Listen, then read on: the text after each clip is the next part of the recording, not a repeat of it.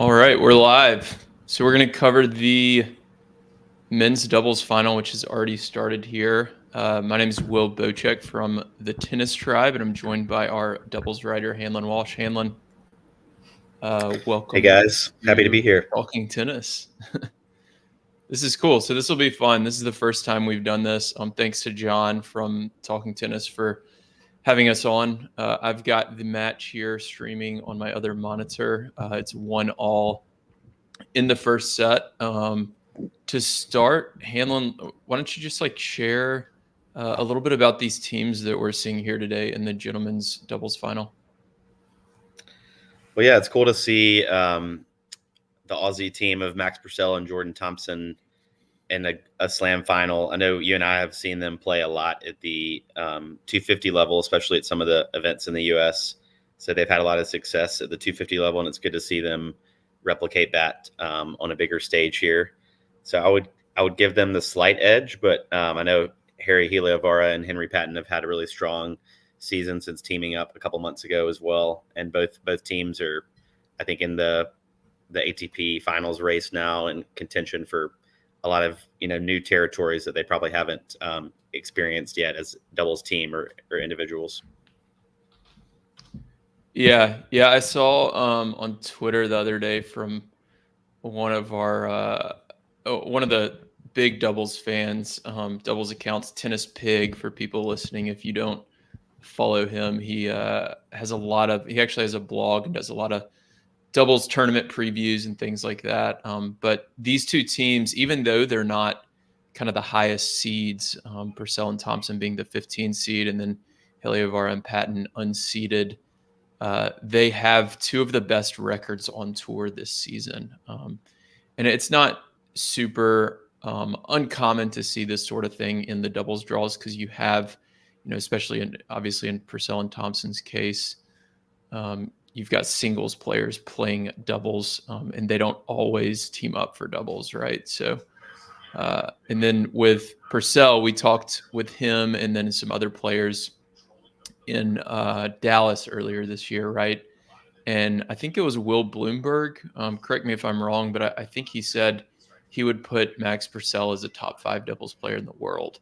And of course, he's won Wimbledon before as well. So, yeah, I think several people have said that about Purcell over the years, and yeah, he's done well with Matt Ebden. I feel like he's played well with a lot of different Aussie partners over the years too. Yeah.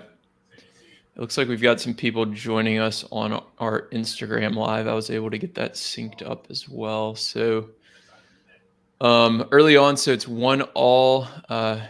Heliövaara and Patten got to serve first, and they just closed out the third game of the match at 40-15 on Harry's serve. So it's 2-1, and they're moving to the changeover here. So if you're not familiar with these teams, I would actually probably not right now, but a great podcast you can listen to, if you don't already, is Control the Controllables with our good friend Dan Kiernan, who's actually been on my podcast a few times. He'll be coaching in the ladies doubles final later. He coaches Gabby Dabrowski, who's going to be playing later today. And Dan has he has had Patten and Heliövaara on his podcast before. I think they're a little bit older episodes, but you get to know the players, you get to hear their stories. Harry especially has a really good story, because he actually retired from pro tennis in around 2013, and he had a day job for several years, and then just decided to give it a shot again. And I don't think I knew that. Yeah, and now he's in the Wimbledon final. He won the mixed doubles at the U.S. Open last year with Danilina as well. So it's a really, really cool story.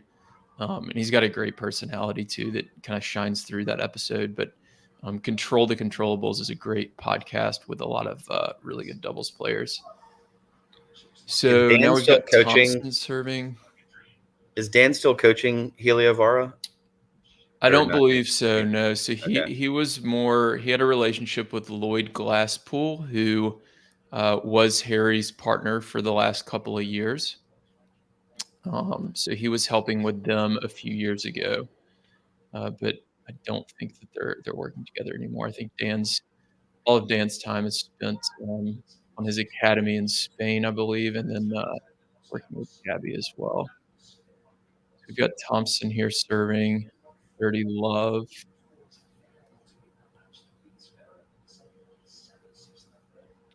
This is something for people watching. I'm gonna throw in some kinda strategy advice because that's, what I love to do in my specialty. For people watching, I want you to notice in between these points, especially the serve team, how they come together every single time, and they're talking about what they're going to do, um, for that point. So they're calling the play. They're calling 3 different things. One is the formation that they're gonna use. So in that case, Jordan Thompson, even on second serve, they use I formation. They serve down the T, which is to Patten's forehand because he's a lefty in the deuce court. So they're calling the formation, the serve location, and then the movement of the net player. So out of the I formation, you can go left or right. So 40 love. Everything's been pretty straightforward here so far. A lot of missed returns and big first serves. So that's a hold for Thompson and Purcell for 2-all. What do you feel about the matchup between these two teams with, Thompson and Purcell being more, traditional singles players who happen to be good at doubles versus, a true double specialist team? How does that play out on Yeah. the court? Yeah. I mean, honestly, I would still throw Purcell into a double specialist category, even though he is, top 60 or so in singles, because if he focused on doubles, he would be the top 5 for sure. He's one of the smartest doubles players on tour, and when we talked to him in Dallas, remember he said he watches more doubles than he does singles. He seems to be a huge doubles fan too. Um, but I don't think this is one of the cases because of that where it is going to be 2 baseliners against 2 real double specialists. I think Thompson and Purcell really do um, play, Traditional doubles. yeah, your kind of standard doubles. At Wimbledon, I can't imagine 2 singles style players making it all the way to the finals, anyways. Just because the grass courts are so fast, and you really do want to be getting to the net on the grass. What are the advantages of with Patten being lefty and Heliövaara being righty, and their the forehands in the middle? Talk about the Mhm. advantages there of them playing deuce and ad with their forehands like that. Yeah, it looks like John asked us to link to our Twitters, so I just linked mine up. Yeah, so you see a lot of lefty righty combos on tour. Grenors and Zeballos is one. They were the top seeds this week. Obviously the Bryan brothers were lefty righty combo, and generally what you're gonna see is the forehands in the middle because you want to control the middle of the court in doubles, and you want your strengths in the middle. Also, the uh, backhand return cross court is a little bit easier generally than hitting that kind of inside out backhand return. So if you can imagine, if you're right-handed and you're returning in the deuce court, if they serve T to you and you have that backhand, to hit that backhand cross court is a little bit awkward. So it's a little bit better for that righty to return from the ad court so they can just hit that backhand return across their body. Those are really I feel like the 2 main reasons. And then once you're at the net, forehand volleys in the middle is a little bit easier. You have a little more reach with the forehand volley. So if your partner is at the baseline, you can really poach a bit more aggressively and cover more of the court. Really nice volley there from Harry to close out that game. So it's 3-2 Purcell to serve, I believe. They're going for the changeover now. So I just linked up my Twitter. I think that's working. And if any of y'all have any questions as you're listening to us, let me know. It looks like Pushkar's on. Shout out to Pushkar. If he gets good coffee, then for sure. Yeah, so Max Purcell is a big coffee drinker. I think he has a coffee Instagram account, which is kind of funny. And then Harry, I noticed the other day, Tennis Pig tweeted this out that he has a blog, but it's in Finnish. I was looking at it, so you have to use Google Translate to read it. It's also interesting with Purcell too. I've heard him. I think he's told us this in other interviews that he's done, that he just considers doubles free money, and it seems like such like a hobby to him because he's just naturally so good at it, and it's obviously good cash. But it's funny to think about that.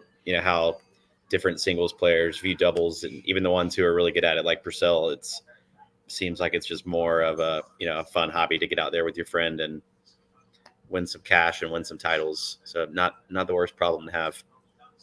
Yeah, absolutely. Yeah, I kind of got the sense that so I'm gonna try to link up our YouTube account here too. I kind of got the sense talking to him in Dallas that if singles and doubles were, let's say they were like on an equal playing field and equal prize money, I got the sense that he would prioritize doubles really. I really feel like I don't know. He just talked about how much he really enjoys doubles and loves watching it. Okay, it looks like I can only add 2 accounts. So I've got my Twitter and Instagram going. I cannot add YouTube.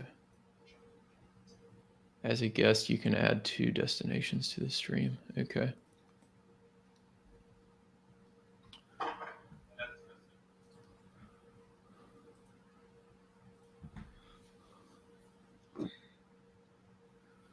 All right, so Purcell serving. God, we're already at 40 love at this game.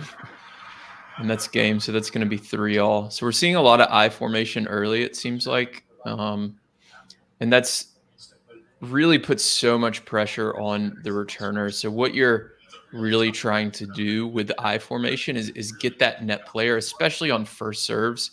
At the club level, it may not be a great idea on second serves, especially if you have a little weaker second serve. But you're really trying to, on first serves, take away the middle by moving that net player to the middle and forcing the returner to hit a really low percentage shot. So they have to go for a really sharp cross-court angle or redirect a serve down the line. And off of a first serve, that's something you're really just not going to be able to make more than 2 or 3 out of 10 times. Whose serve of the 4 players would you consider the most vulnerable or most likely to get broken, if anyone? I haven't studied these teams. When you ask questions like this, I'm always thinking about like the analytics work that I do. So, typically I would get data on the teams and actually have numbers to back up what I say. I don't like to try to try to guess. And I haven't done that for these teams. But because of that, what I'll typically do is look at who's serving second. If they choose, whoever they choose to serve second in the rotation is typically going to be the worst server, right? Why would you have your worst combination serving first? So in that case, it is, it looks like it's Harry.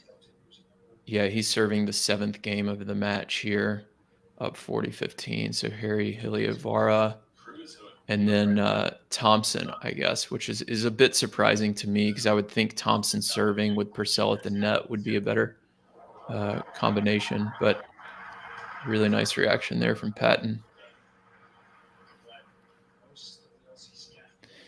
Yeah, that was a good example of, so they just ran I formation and Heliövaara is serving, and the opponents hit a really good return right at Patten, and he just stayed low and kind of just blocked it like this, like with his racket right in front of his head. And he didn't really hit a clean volley, but he's so close to the net that he hits a winner anyways. And I see players do that at the club level a lot. and they turn back and they'll look at me and they'll be like, "Oh, I didn't hit that very good," even though they just hit a winner. And it's kind of a mental thing you have to get over. For some reason, people feel like they feel better about missing a shot that they hit clean from the baseline than hitting a winner that goes maybe off the frame from the net. But you should really worry about the outcome more so than how you hit the ball, right? And if you get in the right position at the net and move the right way and play close to the net, you're going to ultimately frame some winners, and that's actually a good thing. So there's, almost really no need to apologize for a lot of that, even though you just saw uh, Patten apologizing for that one there. So more I formation here. Thompson's serving, and he went with a T serve to the Patten forehand again, which was too big, and he got a frame on it. So you can see them huddling up again here. 15 love, I formation again, serving to the ad court. T serve again. And Harry hits this forehand return down the line, which is to Max Purcell's forehand volley that he kind of angles off inside out there. So it's just really good execution from the serve teams so far. When in a lot of cases, the mentality as the return team, when your opponents are landing first serves, they're executing really well, like both teams are right now. Again, another I formation down the tee for an ace there. As the return team, you just have to stay positive and really try to wait for your opportunity. Wait for that one game when they miss a lot of first serves, and then that's your opportunity, and you've got to take advantage of those second serves. It looks like that's not going to be this game for Jordan Thompson because they're up 40 love, and he just hit another bomb out wide for a return. What do you do as when you're a returner's partner and you're just blasting through service games like this? How can the returner's partner be ready or be like in the action when it is time for them to join the point with so many quick service games like this? Yeah, I mean, if your partner's having trouble getting it past the net player and the net player's picking off volleys and they're hitting at your feet, you can play two back, especially on first serves, especially against I formation. You'll see that a lot at the pro level. So that is one option. But again, if the opponents are landing first serves and they're taking away the middle, they're doing their job, and they're executing really well. And you just got to do the best you can to get returns in play, even if that's a lob return, which is a great tactic against I formation. But against first serves, it can be difficult to execute.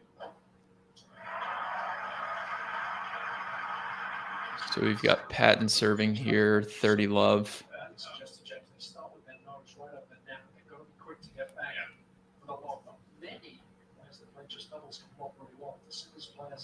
So Patten's ranked 42 right now, and it looks like in the live rankings, he's up to 27 at minimum. So I think that'll be a career high for him, right? Talk about the difference between someone ranked in the mid 40s versus the mid 20s and what that does to you in terms of tournament entry and prize money. And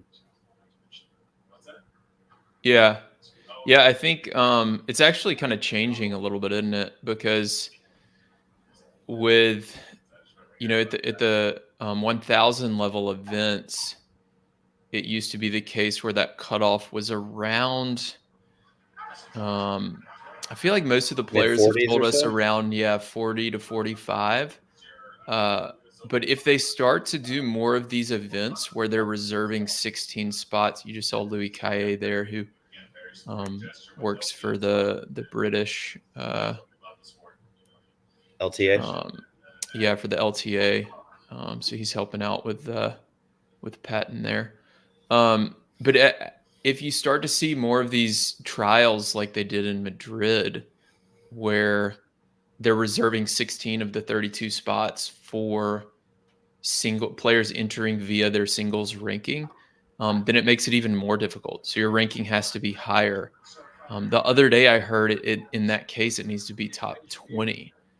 I don't know if it That's needs to be brutal. that. Yeah, I don't know if it's that high because I think what happened in Madrid is not all 16 of those spots for the singles ranking players entering via their singles ranking were actually used. So doubles ended up getting more than 16. I think they got like 20 or 22 or something. So it may be higher than that, but it's trending that direction if they continue to do that sort of thing. Pushkar asked, will we see more pairs having a trial run next week for Olympic prep? I haven't even looked at entry list for tournaments next week. I've been so consumed with Wimbledon. Is that something you've looked at? I did see that Nadal and this isn't Olympics prep necessarily with each other, but Nadal and Casper Ruud are playing together Okay. in Sweden this coming week. But it Good. will be, I'm sure, a lot of teams like this year will be nice to see the post Wimbledon clay swing actually have a purpose or some type of arc, because a lot of times people have criticized the post Wimbledon clay swing for not really having like a proper place in the calendar. Doesn't really lead up to anything, a slam or a Masters 1000. But this year, it'll lead up to the Olympics. So the next couple of weeks will kind of be a Olympics prep clay swing, and it'll be interesting to see which country men and women pair up together for Olympics practice. Yeah. So on Instagram, Ojas P56 asked if there's any great pairings for the Olympics to watch out for. Who are some of your favorite pairings? I mean, definitely Nadal and Alcaraz. Yep. For star power, if nothing else. And honestly, I think they have just as good of a shot as winning a medal as any of the top doubles teams, with it being on clay. And Nadal is a doubles gold medalist. He's won like 10 or 11 doubles titles in his career. Yes, I think he and Alcaraz will be certainly the main draw, but you got to like Bolelli and Vavasori as well for Italy. I think they'll be a contender on clay. Ram and Krajicek with the U.S. Salisbury and Skupski, I would expect to do well. Mm-hmm.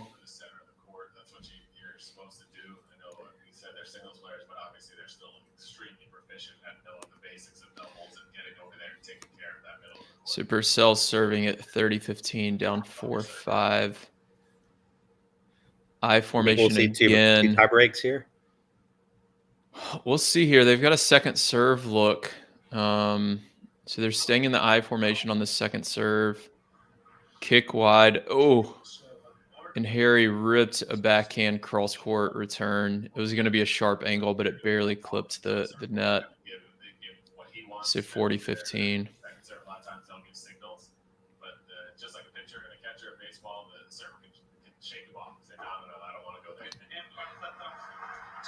Another good tee serve from Purcell for an ace. So 5-all now.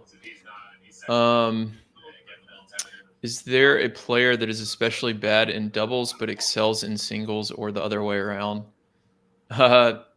Good question. The first thing that comes to mind, Djokovic. For me, yeah, Djokovic is not an exceptional doubles player, although I imagine if he wanted to be, he could. Medvedev is the first person that came to mind for me. Oh yeah, he doesn't have a great net game, does he?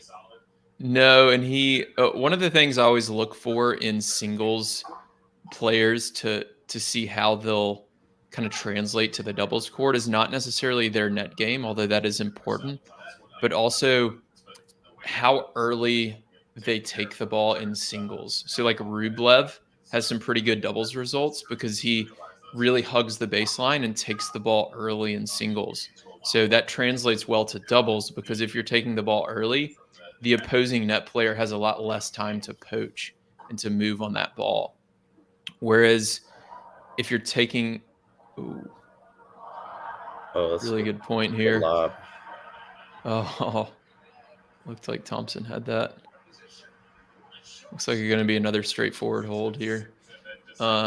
So like for somebody like Medvedev who likes to return from really far back and play defense way back behind the baseline, when you're hitting from that far back, the net player has a lot more time to react and to poach. So that's something else that I kind of look for in singles players to figure out if they're gonna do well in the doubles court.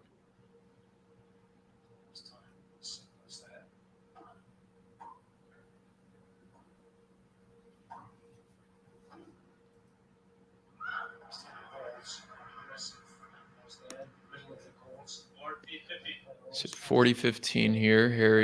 Heliövaara serving.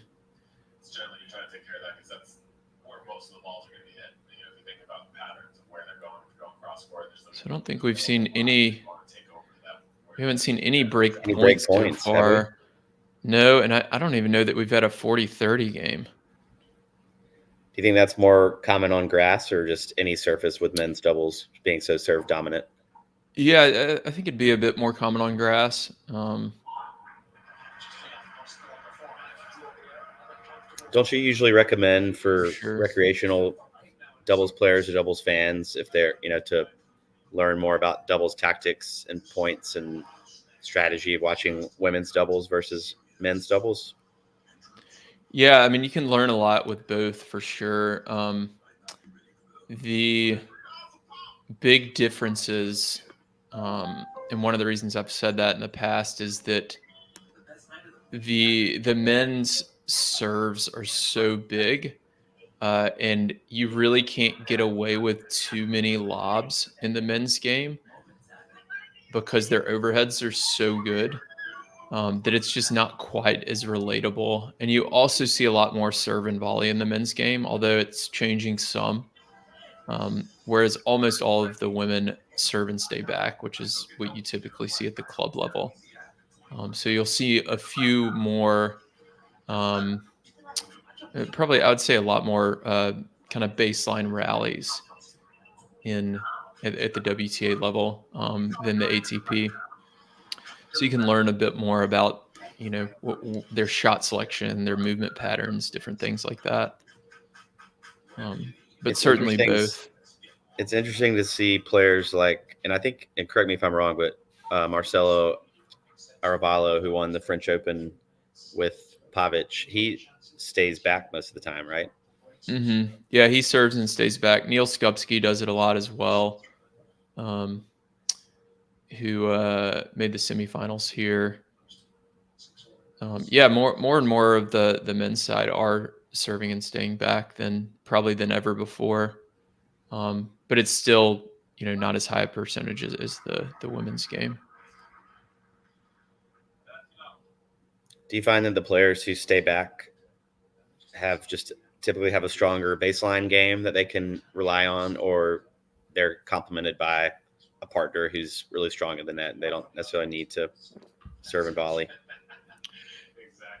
Sure. Yeah. I mean, I feel like it's both. Maybe a combo. Yeah.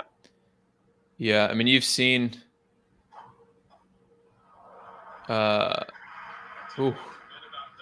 nice play there. A lot of I formation from the Aussies here. Yeah, I mean, you saw Arevalo win his second French Open. So it's a little, the serve and stay back play is a bit more effective on clay, I believe, because it's a little bit more difficult to kind of volley through the court. On grass, the volleys will stay a little bit lower. They won't bounce up as high. So it makes it more difficult for the baseline player, and it makes it easier for the net player to put away a volley because it just goes through the court so quickly. Whereas on clay, the ball gets kind of held up, so it's a little more difficult to be able to put that volley away. So you can get away with serving and staying back more often.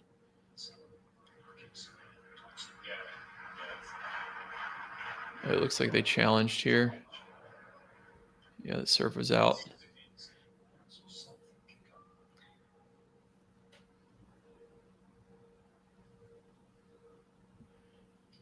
So is it 40-15 on your on your 40-15, screen? Yeah, 40-15. Thompson serving at 5-6. So what do you think the move is here on almost certainly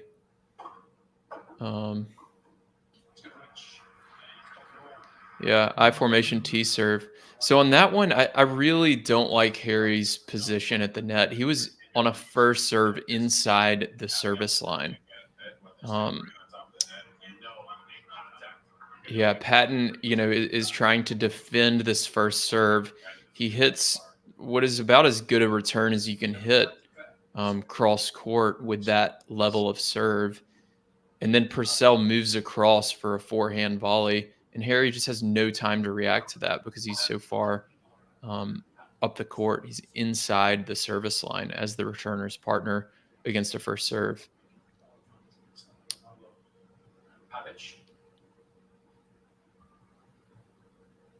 Who do you think will be the first mini break we'll see in this breaker? It's got to happen eventually.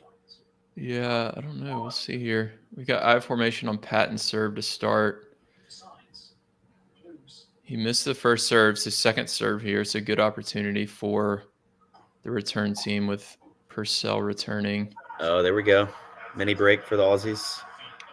So it's a really solid return. So, a lot of people will ask me, what's the best return target or what's my favorite return target? Max Purcell just showed us right there. He ripped that really low over that middle net strap. It's the lowest part of the net. It makes for a high percentage return. And in this case, with Patten serving and volleying, it's going to get down low at his feet. And that made for a very difficult volley for him that he missed long. So 1-0 serving for Purcell. I formation. They missed the first serve. Second serve here, staying in I.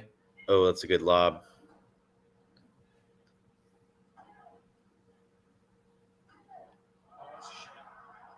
Aussies are looking solid so far. Do you think, men's doubles, since it's so serve dominated, are the best players or teams usually the ones who have the best returns?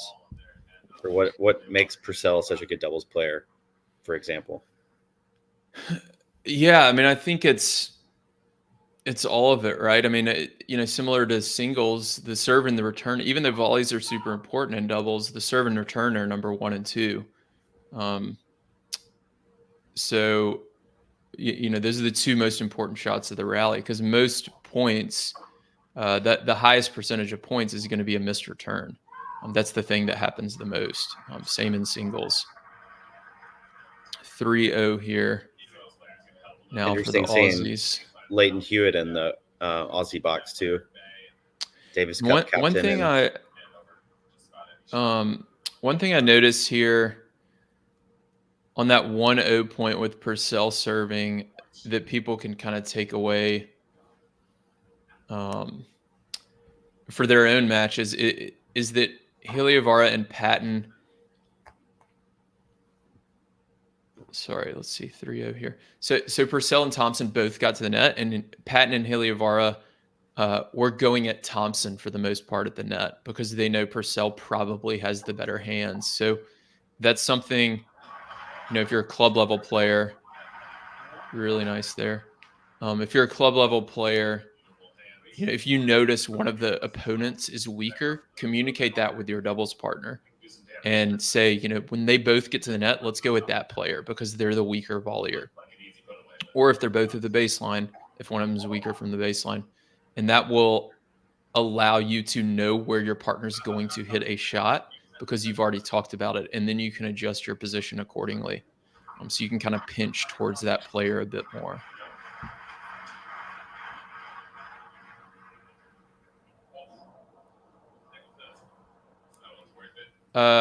So it looks like Ghost of, I don't know how to pronounce that.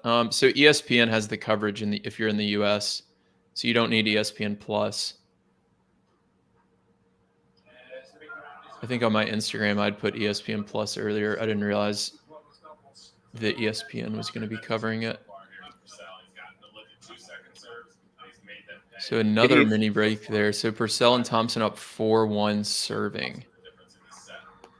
Who do you think is the team to beat on tour right now? It's kind of been a year of a little bit of parity on the men's tour with different slam winners and ranking movers and new teams. And which teams do you like right now?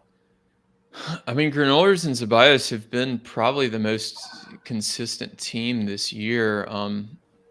Unfortunately for them, they can't seem to get over that hump in the Grand Slams. But Oh, that's a good shot by Thompson.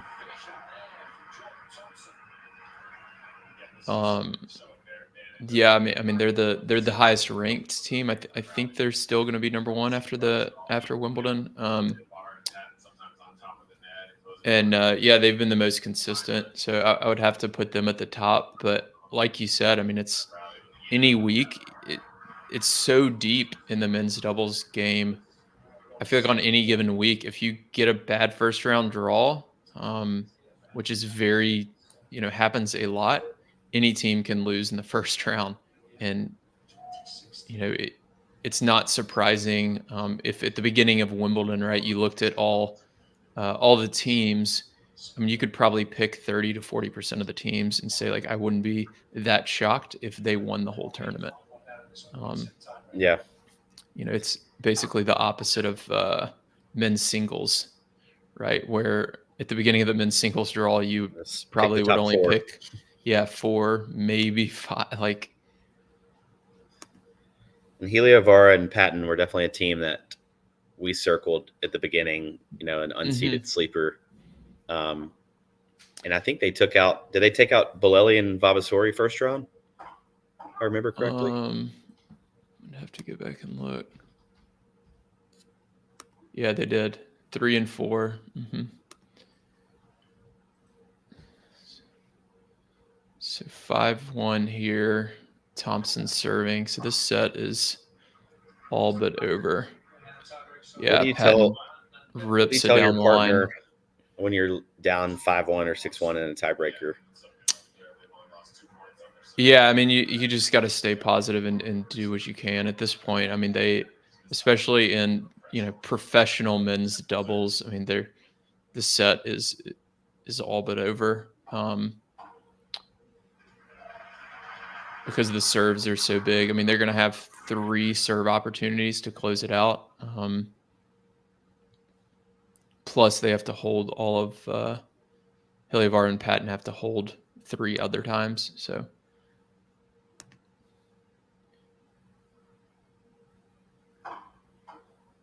(6-2), Patten serving. Nice serve wide. Okay. So they're at 6-3 here.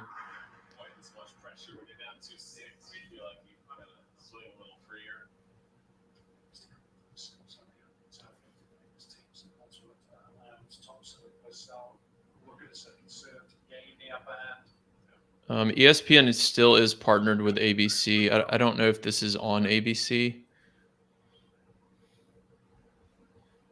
Somebody was asking about the coverage. 6-3. So I formation again. Okay, so they've got a second serve look. Yeah, so it looks like he's calling a T serve, and Thompson's going to move right. Yep.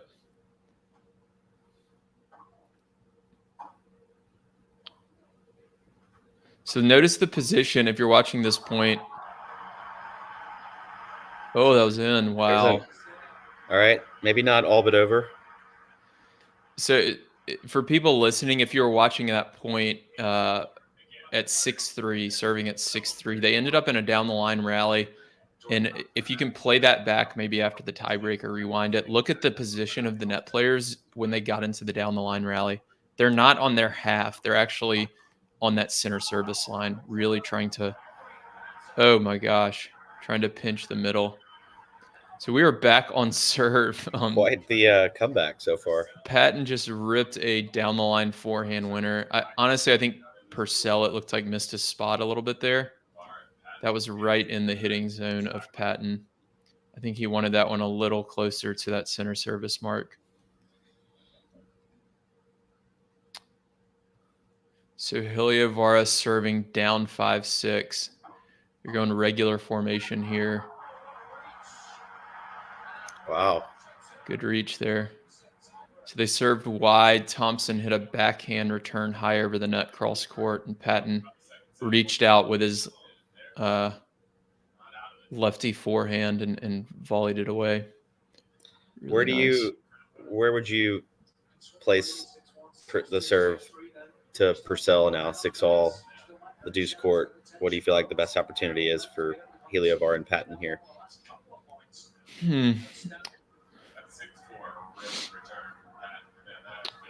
Let's see here. I think, Or we'll see what they do.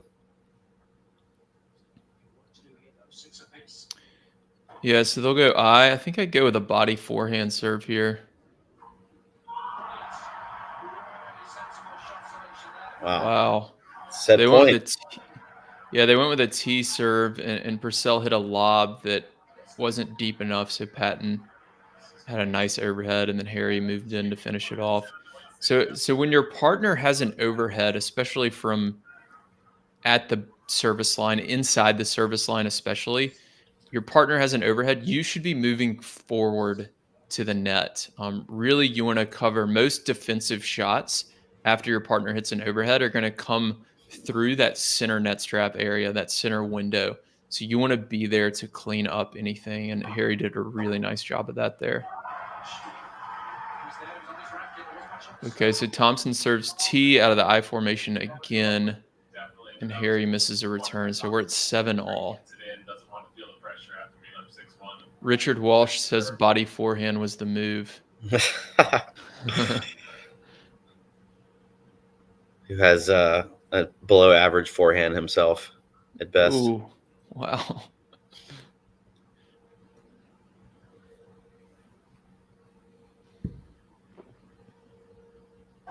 So I formation again here to the deuce court. He went wide on that one. So if you saw that, it looked like Patten was kind of leaning T because they've been going T so often.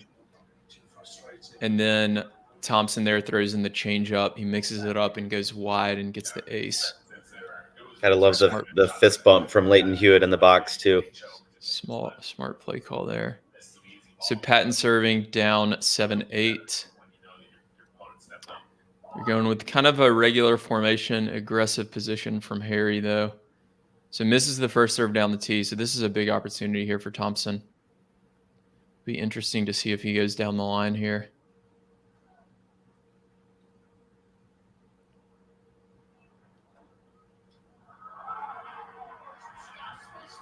Wow. Oh, he missed it. Wow. Barely. See, Purcell's just got that doubles IQ. Like the shot selection there on the lob is just so good.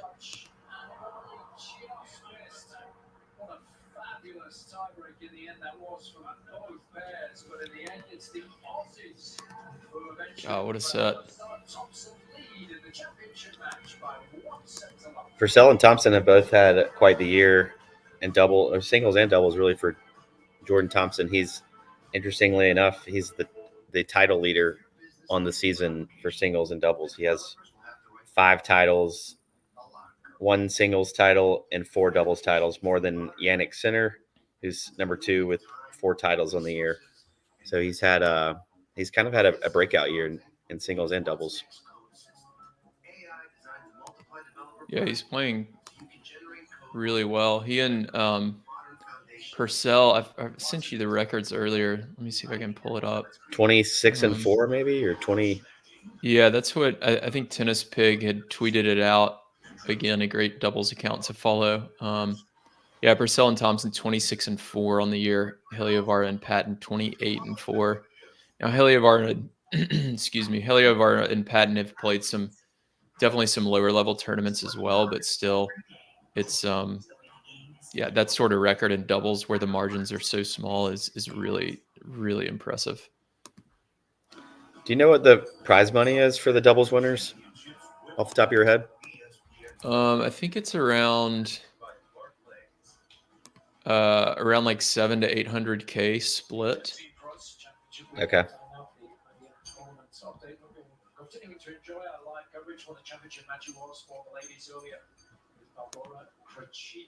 I'm looking it up now. I was thinking around 300K per person, so that would make sense. Yeah, 650,000 euros. I mean, that's life-changing kind of money for someone like Henry Patten, who's probably been accustomed to playing a lot of 250s and on the Challenger Tour and working his way up, this kind of result can really change the trajectory of your career. 709,000. Well, yeah, I think one of the big things that people, 650,000 euros, so 709,000 US. Yeah, and the doubles, the total purse for all draws in 2024 is a record 50 million, up nearly 12%. And 12% is also about what doubles players make compared to singles players, around 10 to 12%. But one of the big things that this does for a guy like Patten, regardless of the prize money, is what it does for his ranking. So we talked earlier about being able to get into some of these Masters 1000s. And I just mentioned, they've played a lot of lower level tournaments. Well, this result, even if you set aside the money, is huge for future income because they're able to get into bigger tournaments and they have opportunities for even more money. I mean, they're pretty much guaranteed probably making or qualifying for Masters 1000s easily for what you think the next year if they stay together and I think had good so, results, just defending these points sure. from Wimbledon. Yeah, I think so because because Harry's ranking is pretty high.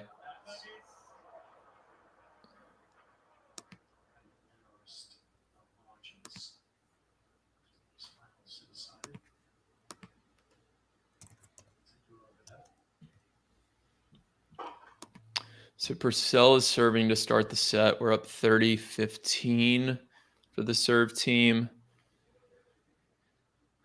So we're calling looks like Thompson's a wide got some serve. Signals. Yeah. And then what was the signal that he made after the wide serve? Was that where he was going to go on the I formation? Yeah, I think he's staying like left center. I think that's what that means. I would have to ask. That was it a 3 that he just put out there? It was. So his index finger and thumb were raised, and his pinky to middle finger were together. So it was like a 3, but all 3 fingers were together. And something I've learned, I've got my own hand signals. I have some videos on YouTube or Instagram on how I use hand signals for serve and return team. And but something I've learned is a lot of the doubles players come up with like their own hand signals. So some of them like to use 1, 2, and 3 for serve locations. Some like to point. Some like to go all the way up to 4 or 5. And they can differentiate between like body forehand and body backhand, a flat serve and a spin serve.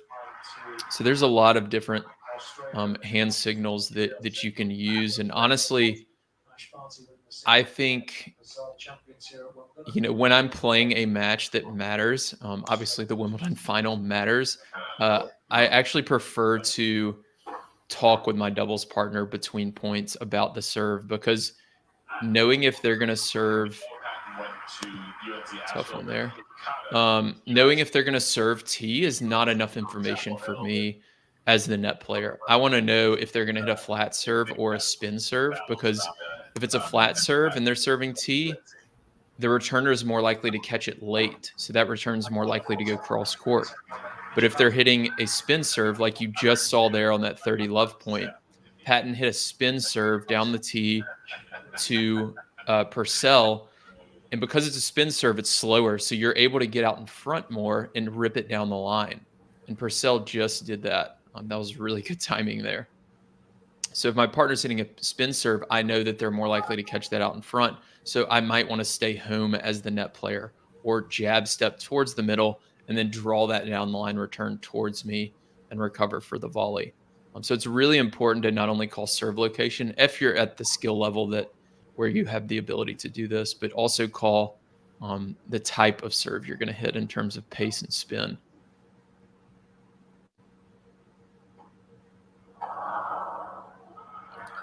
Oh, that's good. Put away.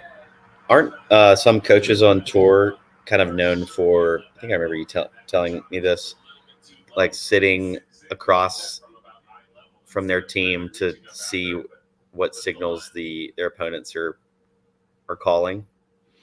I don't think anybody's doing Do that. people do that? No, I haven't seen it. I mean, I don't.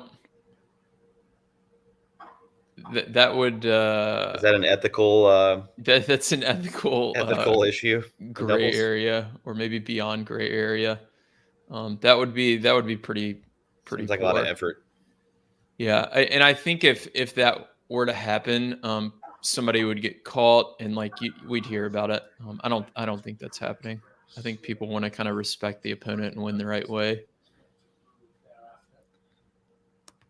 Is the reason that some doubles players have different signals or kind of create their own signals, is it give them the opportunity to be more detailed in the plays that they call, or just to do something different that people can't pick up on? Yeah, I think it's just to be more detailed, like you're saying. God, that angle is so good. Yeah, I think it's to be more detailed. Like I was talking about earlier, it's not enough to know the serve location. I also want to know the type of serve you're going to hit. And then like that call with Thompson earlier, he was shifting left out of the I formation, but he was more covering middle. I know one thing a lot of the pro players do, or at least some of them have told me, is the returner will often, when they see I formation, they'll often look at the direction that the server moves after the serve to determine where they're returning. So if I'm in the deuce court and I see I formation and I see that server go to the left after the serve, so go to my right, that means that the net player is probably going to the right, which means the down the line return's open. So I'm going to return down the line. So the serve teams, to counter that, sometimes will actually go in the same direction. They'll go to the same side, and they'll give up an entire half of the court. So it probably is matchup dependent, whether you do that or not. I'm not sure if people are able to follow that, but I think that they're getting into that level of detail is what I'm saying with some of their serve signals. So Thompson serving here, 15 love, 1 all. Still using a lot of I formation.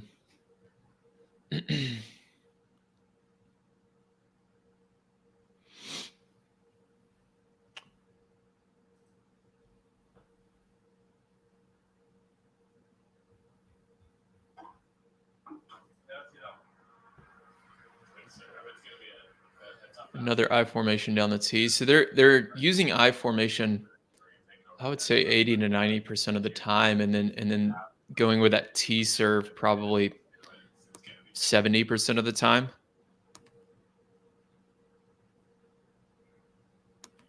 Deuce court, 30 love, I formation again. Tried the wide one that time, so missed that in the net. So we've got a second serve look here for Patten. Purcell and Thompson stay with I formation.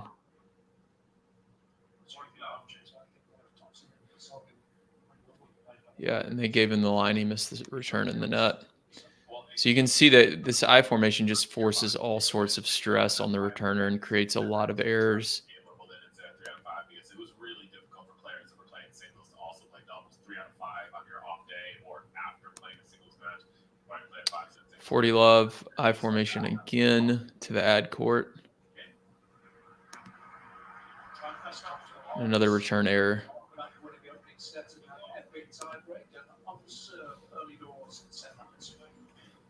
So we've got the women's doubles final after this, Hanlon. Tell people what we can expect from that.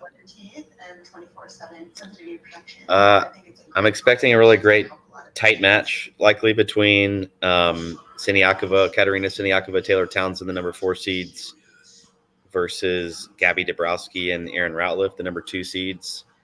Siniakova is an 8-time major winner, so she's certainly going to have the edge, I think, over, from the experience standpoint. She and Taylor Townsend are a fairly new team, but, we saw them take out Shea Suway and Elise Mertens in the semifinals in a really, really great match. The first match that Shea's lost at Wimbledon in 6 years, I think.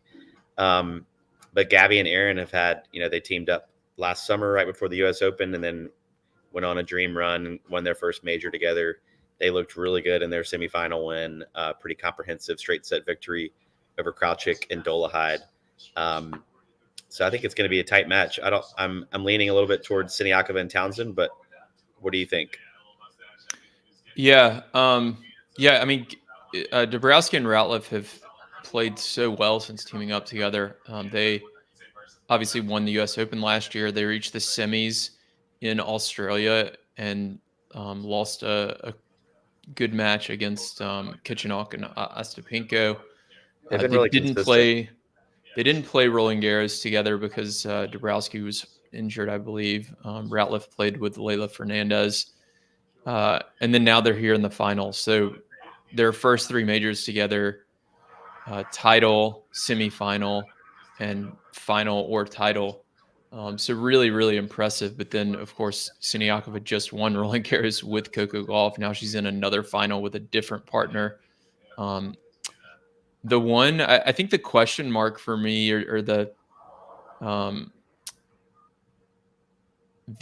of wild card is going to be Townsend. I think if she plays well, they win. If she gets nervous trying to go for her first Grand Slam title, if she doesn't perform as well as she has throughout the tournament, then I think that that it's going to be tough for them. So I think it's going to be kind of on her racket because she's got the tools to do it. I mean, she's a very, very strong doubles player. She looked like she was the best player in the semifinals too, from when I was watching.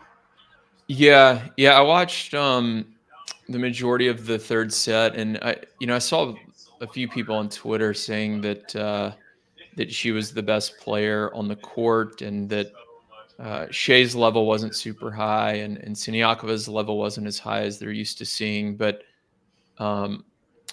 it's interesting.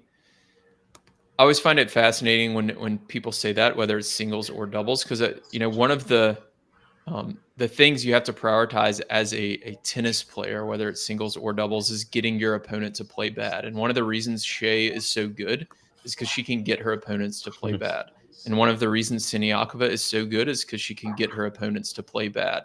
And when Shea or Siniakova, I'm just going to stick with them for now, since they're the two with such a crazy good doubles resume. When they're playing other kind of doubles teams or players who aren't quite as good, those teams are not able to get them to play bad. So you're seeing them play at a really high level. And then when they face each other, it might be the case in a lot of times, and I think this was the other day, that they're getting each other to play a little bit worse because they're so good. They're not used to playing that level of a doubles player, or it's a little bit more rare, if that makes sense. So I think you have to think about it from that perspective as well.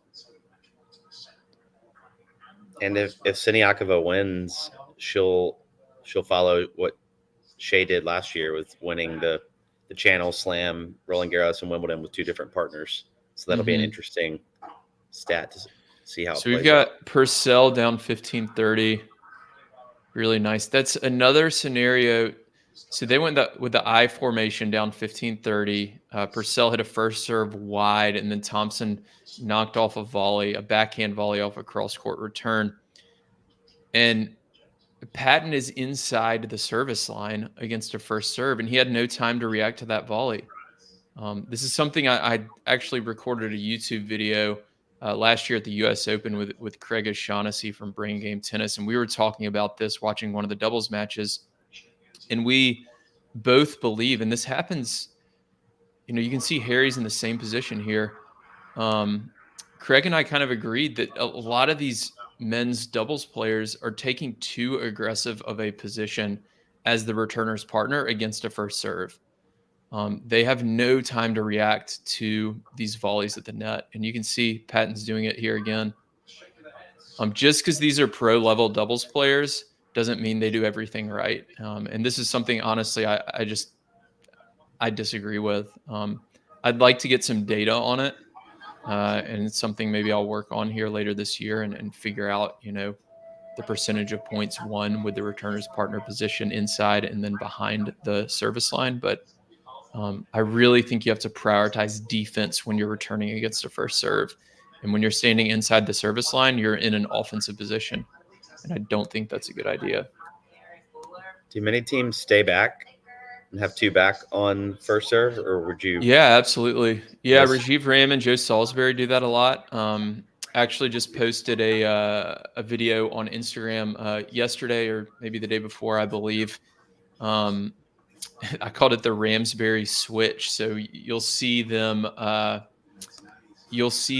play two back, and in the video that I showed, their opponents hit a tee serve to Joe. Joe returns in the deuce court. So he's leaning to his left towards the middle of the court, hitting a backhand return.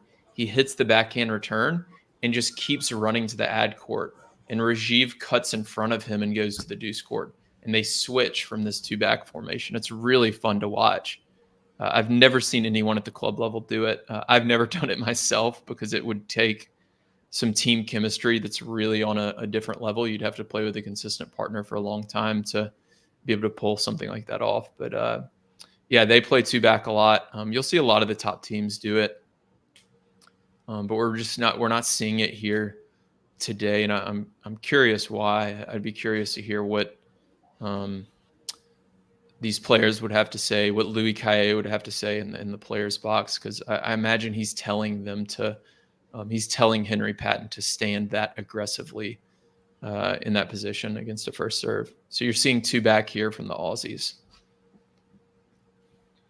So 15 love, Patten serving, second serve.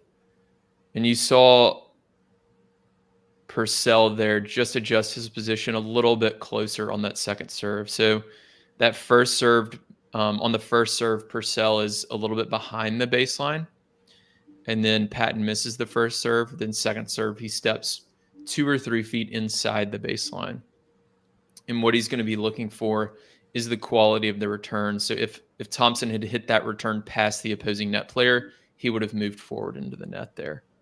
So you see two back again here from the Aussies. Looks like we have a question too in the chat from John. Would you say are breaks more common in men's doubles or singles? Are about the same?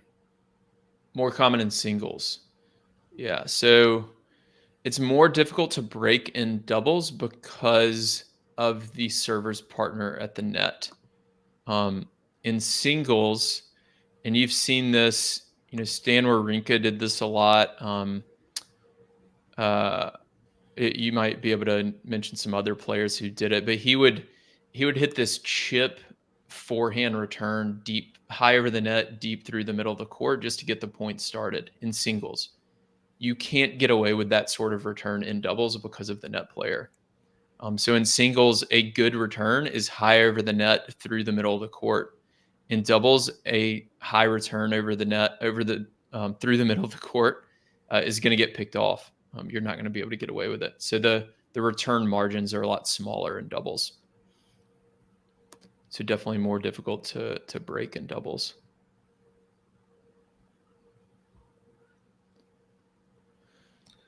Who do you think has the best 30 here? Speaking of like the break, hold and break conversation, who would you consider the best returner on the ATP doubles tour?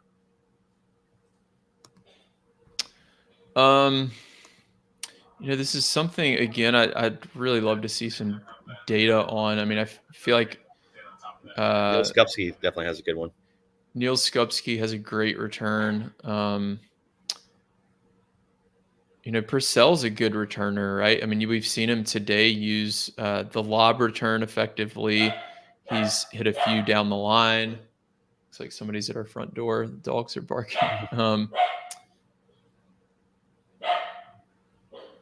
Is that Frank I hear in the background? Yeah. When Wesley Kuloff is returning well, he's a fantastic returner. Mate Pavic is an awesome returner as well. He likes to go really big on the return. And when he gets in the zone, it's really trouble for the serve team. But yeah, the thing about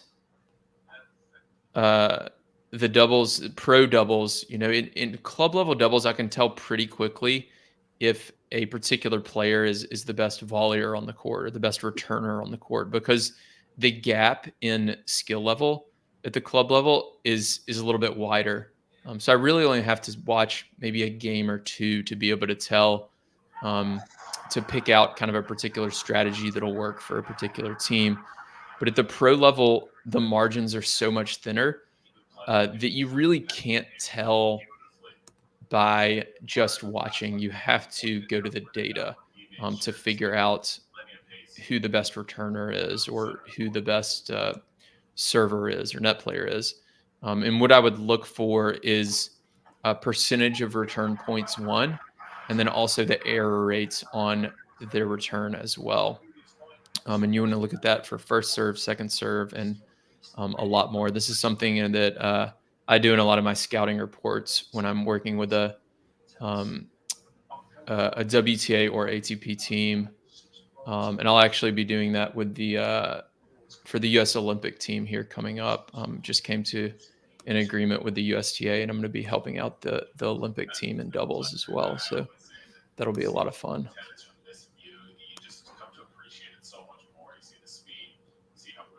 This is a cool look from the press box here.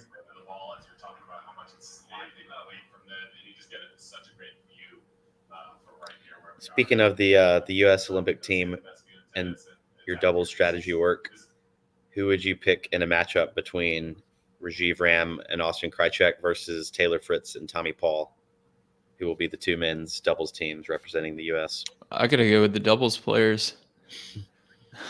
No bias behind that answer? No, none at all. None at all. Good return there from Harry. So 15 all, Thompson serving at 3 all in the second set. Purcell and Thompson won the first set 7-6. Again, using I formation. Again, trying that T serve, but misses the first serve. So good opportunity here for Patten. Second serve look at 15 all, just to apply a little pressure here in the middle of the second set.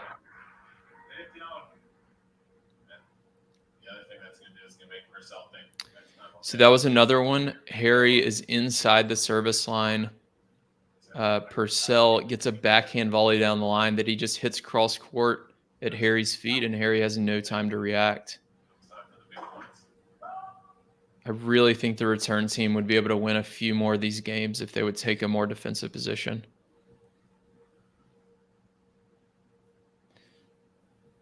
Nice backhand there from Purcell. Are they talking strategy in between every point, do you think, or is it more about the ritual and going back and, psyching each other up, or just going back to, have a quick chat about something else non-tennis related? Yeah, I mean, mostly between the points, they're mostly calling the play, especially the serve team. So like I said earlier, they're going to call the formation they're going to use, the serve location and type of serve they're going to hit, and then the direction that the net player is going to move after the serve. And then the server will typically move the opposite direction. So that's, for the most part, what they're talking about. If you see something on a particular point, then they will mention it. They might say, like, hey, it looks like he's hugging middle a little bit. Next time you get that forehand, why don't you try line? Or it looks like he's really close to the net. Try lob on this next one. The return team might be talking a little more strategy. They're not necessarily communicating between every point. One thing you will see from the return team is sometimes you'll see some hand signals on the I formation. Not all players do this. Not all players like to call where they're going to return, but sometimes if the opponents are lined up in I formation, you'll see a hand signal from the returner's partner pointing line or cross to determine what type of or what direction the returner is going to hit their return. Personally, I don't like to do that because I like to kind of feel the serve and figure out, based on where they serve, where I want to hit the return. So if they hit me a forehand return, I might want to take it down the line. But if it's a backhand return, I might want to take it cross court. So it really depends on the team and the player.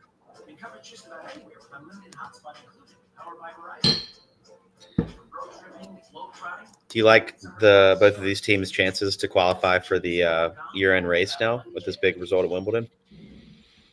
Yeah, I think so. Looks like they're 7 and 8 right now in the race. 7 and 8. I mean, so the winner will almost certainly qualify, right? They just have to stay inside the top 20. Oh, that's right. That's right. Yeah, it's a rule on the men's side. I don't know if the women adopted it this year or not. It may not matter though. I guess it will if Siniakova. So what if there were multiple slam winners outside of the top Yes, 8? I think they only take one, and it would be the highest ranked one.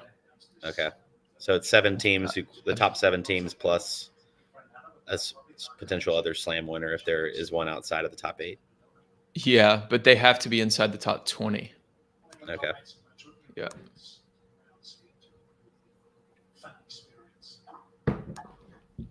So 40 love here for Heliövaara, serving at 3-4.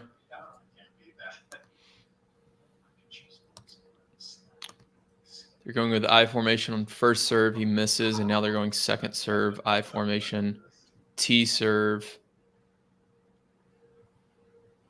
Really nice return there from Thompson through the middle. So again, against that I formation, just hitting a hard low return through the middle is just a really good play. I think at this pro level, that they're able to knock off that volley a lot of the time. But for people out there listening who play, league or club level tennis, a lot of the net players are going to miss that volley. Or if they make it, they won't make it necessarily on a consistent basis. And if you can hit that good low return through the middle, you're going to be in a very good spot.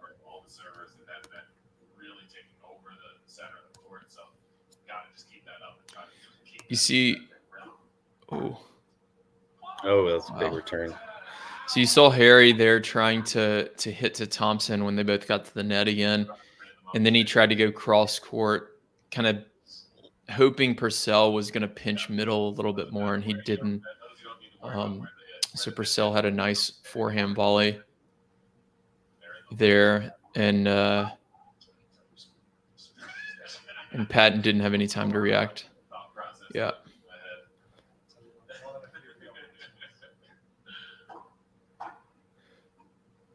Really good volley. That's a good return too from Thompson.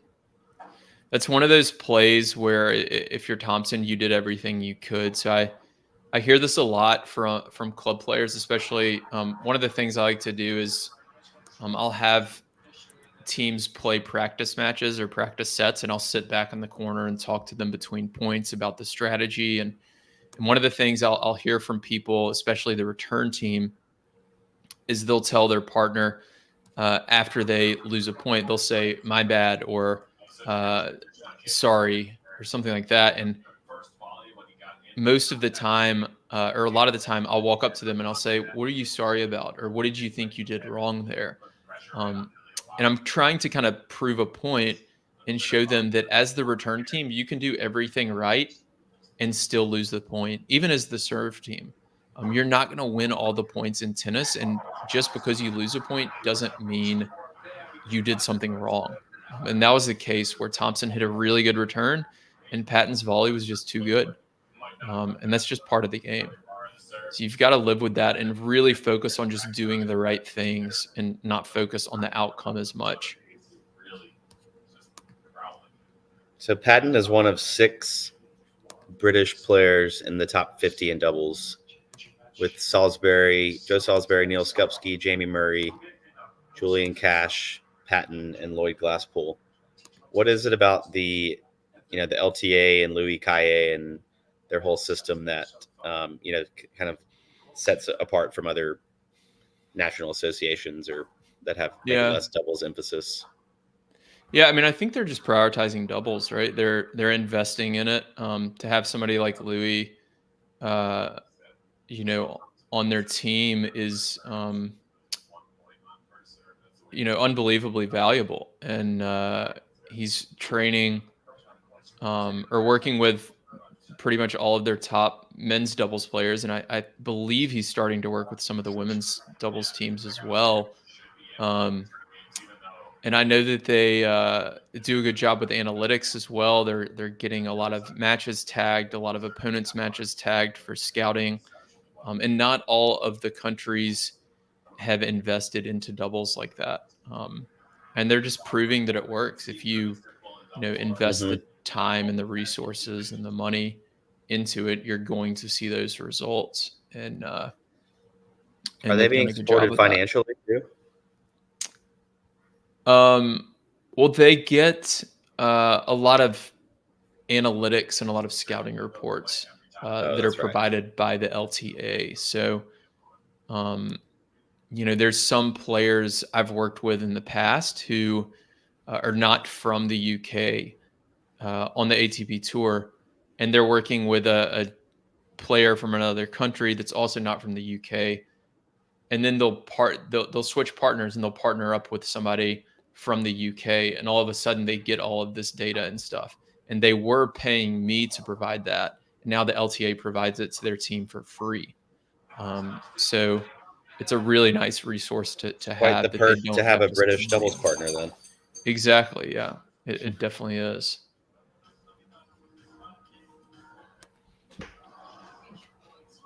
So we're at 4-5, Patten serving. You've seen Patten and Heliövaara use a lot more regular formation. And, it seems to be working quite well. I mean, they've faced still 0 break points for either team. Purcell and Thompson have won 17 return points. Patten and Heliövaara have only won 8. Nothing beats it. I recommend Pronamel Active Shields because it actively shields the enamel to defend against erosion and cavities. I think So 30 love here. It really works. It looks like we're headed to another tiebreaker. Just got serious. Introduce cool $3 football nippers. Might not be ready for them, but at $3 a pop. Good tee serve there from Patten. You can see Purcell going with that lob return, especially when Patten's serving down the tee. He's just chipping this backhand lob from the middle of the court. That's a great shot to practice for club level players. So if you're a deuce court returner and the opponents are serving down the tee, if you can take that return early and chip that backhand lob down the line over the net player's head, that's a great return tactic because you're getting the server to run over there and hit a backhand ground stroke.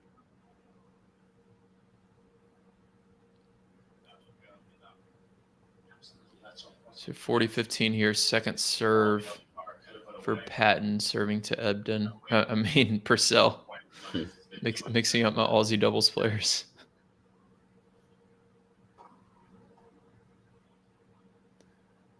All right, so we're at 5-all now. Are you watching on ESPN or ESPN Plus? Mine is like a few points behind. ESPN. You might be able to hit the fast forward button.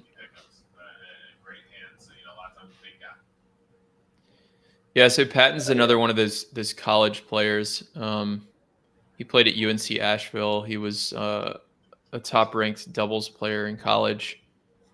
And we're seeing it more and more, right, Hanlon, where we've got these high-level college players who maybe either can't quite make it in singles or just choose not to for whatever reason at a certain point, and they do really well on the doubles tour.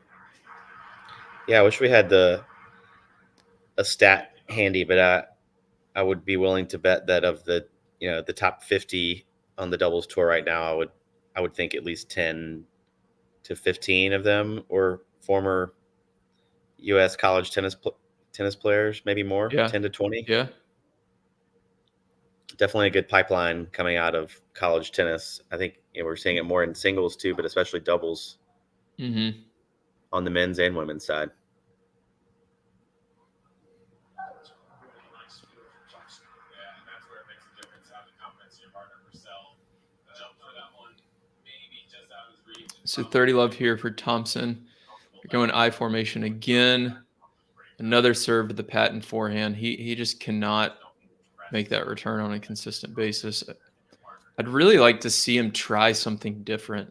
They're winning so few return points. You know, I mean, try chipping a lob down the line over Purcell's backhand side.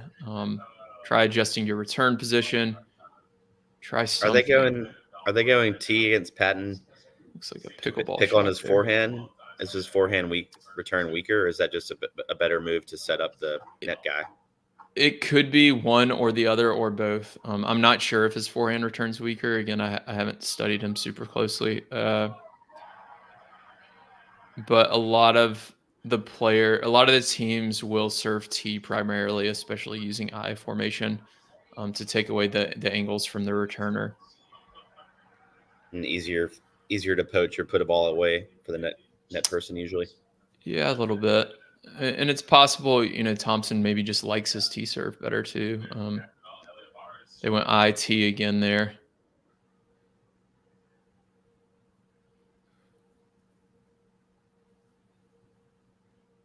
So on that one, they get 2 overheads in a row. They close it out to go up 6-5. So if they get a break in this next game, they're going to win the championships.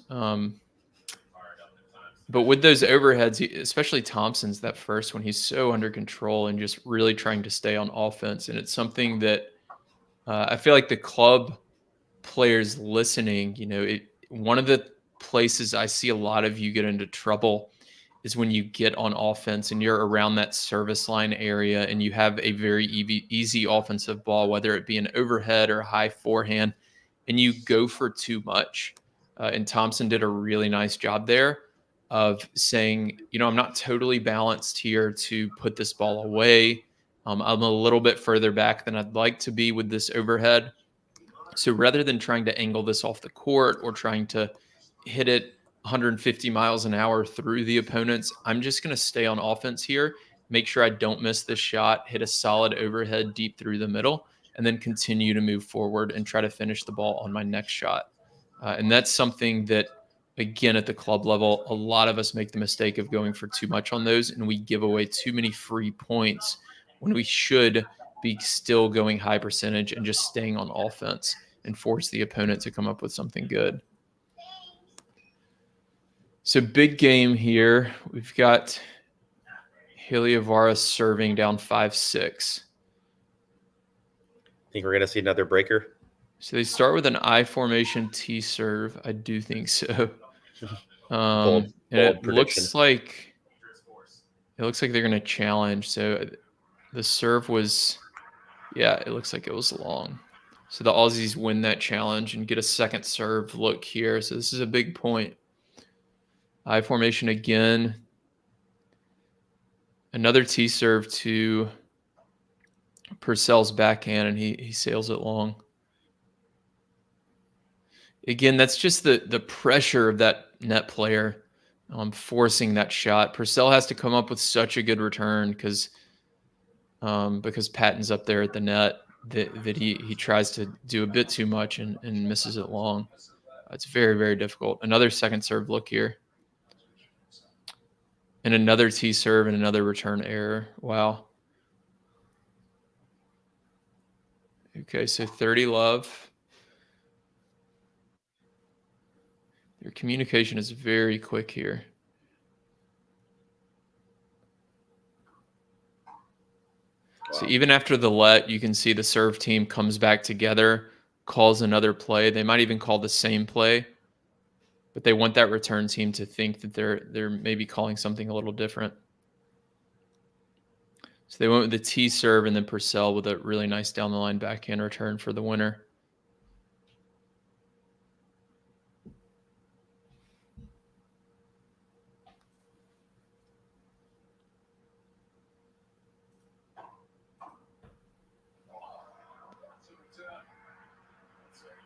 Another second serve look. So he's 1 for 4 on first serves in this game.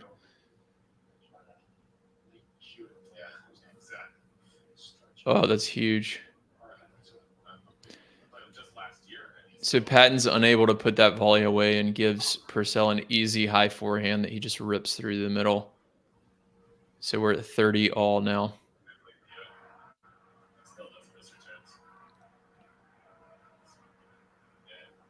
Oh, it was a massive shot.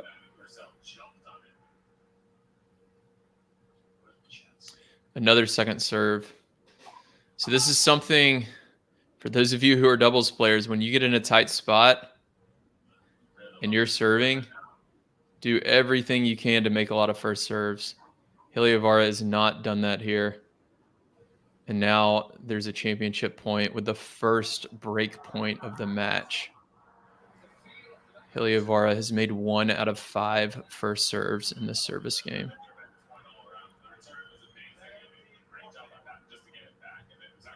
Purcell is looking to win his second Wimbledon title. He won here 2 years ago with Matt Ebden. Everyone else, this would be their first men's doubles major. Regular formation. Very nice. So they got a first serve there. Out wide, Thompson hit a solid cross-court return, but then, Patten with that forehand volley in the middle when you're serving, partner serving to the ad court. Really easy to hit that kind of short drop shot angle. He's so close to the net there. So back to deuce. What's the play here? Go down the tee again? Another missed first serve. That's not the play. So second serve here for Purcell. Oh, the second serve landed on the line. And I've heard a few times this week that any ball on the line is very difficult. It's kind of bouncing funny. So Purcell misses the backhand return. Another missed first serve in the ad court here. And Purcell and Thompson have gotten a lot of second serve looks in this game. They really should have been able to take advantage. A good serve wide, and they're able to hold. So we're going to another tiebreaker here.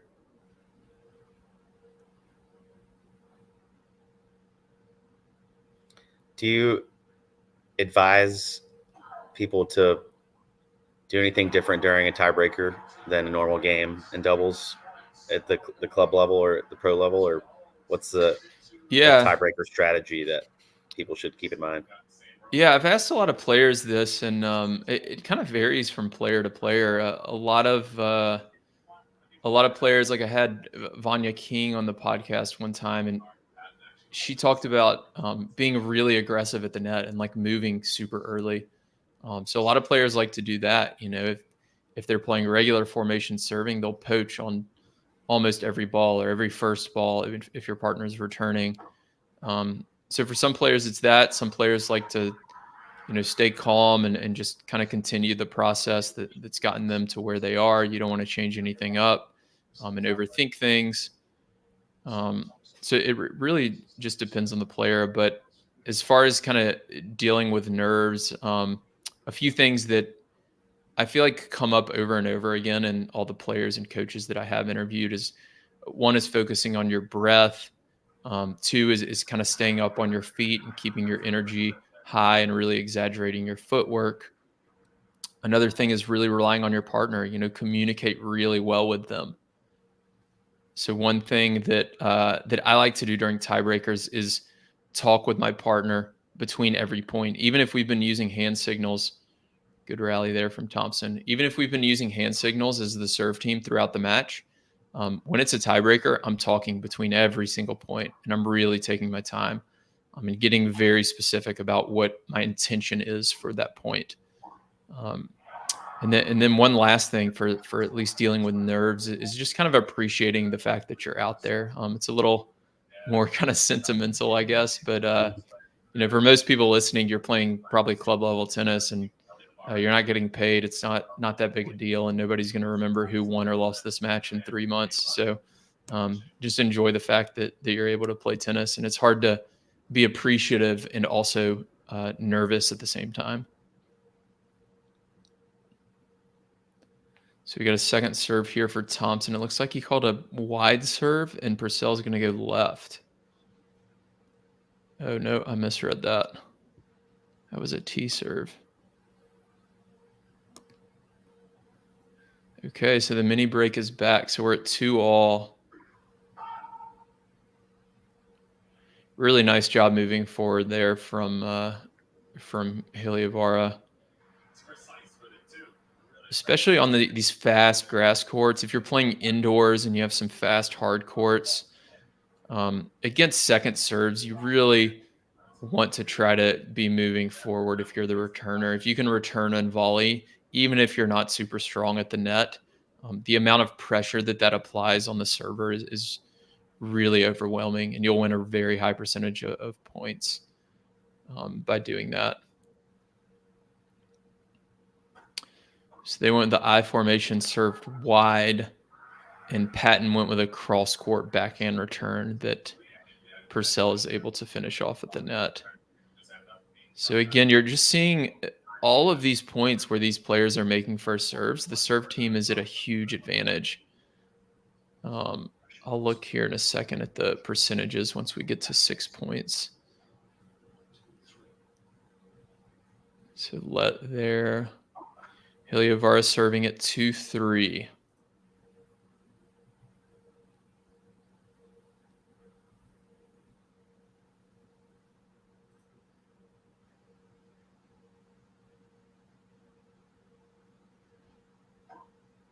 So he missed the first serve again. So we're looking at a second serve here in the ad court.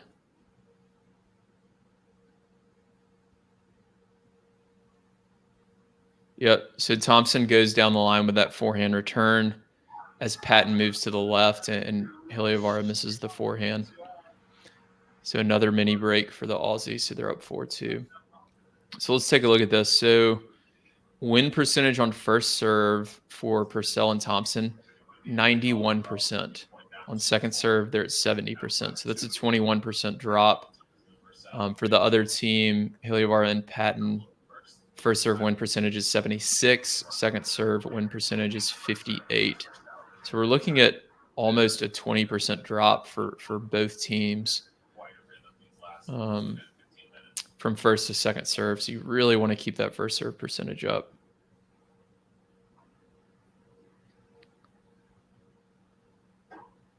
Oh, what a lob by Purcell. So they're really in control here so now. good. Up 5-2.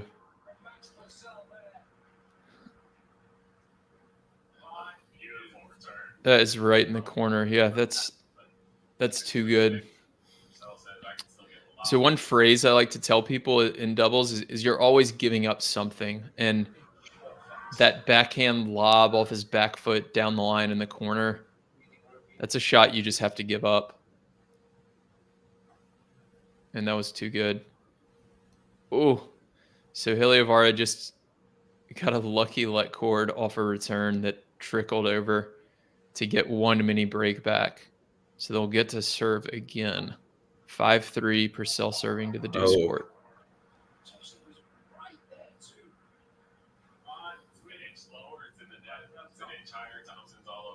Wow. So we're back on serve. Really nice return from Patten there, and he was able to move forward and continue to attack Thompson at the net and get him on defense and ultimately finish the point off.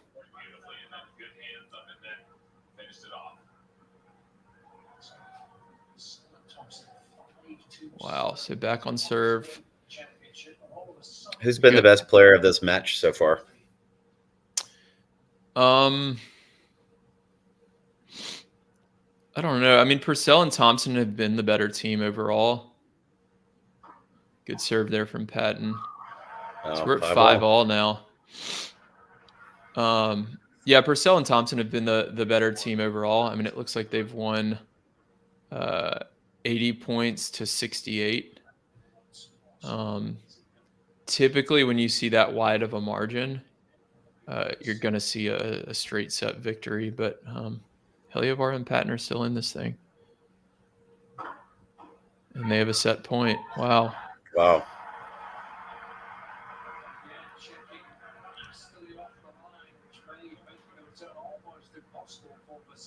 Oh, they're going to challenge this. It did look like it was. Okay. Oh, never mind. That's good. It's a set point to Heliövaara. I hope if they win this point, I hope they keep the camera on him. I don't know if you've seen some of his celebrations. It's usually after their match win. I'm not sure if he'll do it after a set victory, but I remember his U.S. Open celebration. oh, his celebrations epic. are amazing. So I formation, Thompson serving.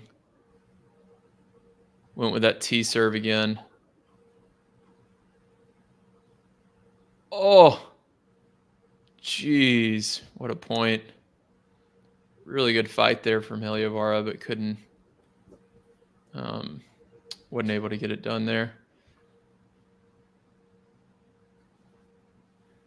The forehand from Thompson is just so low percentage. Oh, that's a good shot. This one right here. To go down the line and spin that down to his backhand volley, that's a very, maybe not as much for him, but for me and you, that is a very difficult shot. Wow. So we're at 6-all, changing ends.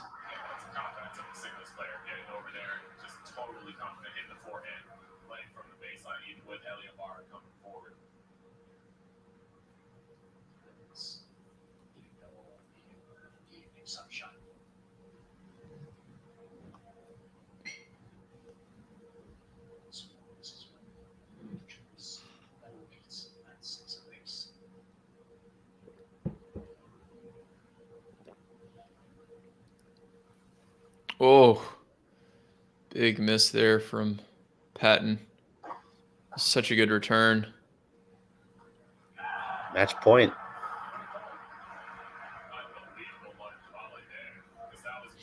I think I would have liked to see Patten take that forehand back down the line. So anytime you have your opponent off the court, they're going to be running back towards the middle to recover. So you can go back behind them. And I think I would have liked to see him do that there. Wow, Heliövaara gets a first serve when he needs it most. It looks like I saw some chalk there, so I think this one's on the line. They did challenge it. Yeah, right in the corner. That is an absolutely perfect serve.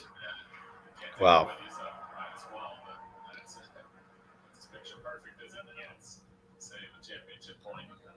They seem pretty poised, too, for being in their first Grand Slam final together as a team. Mm-hmm.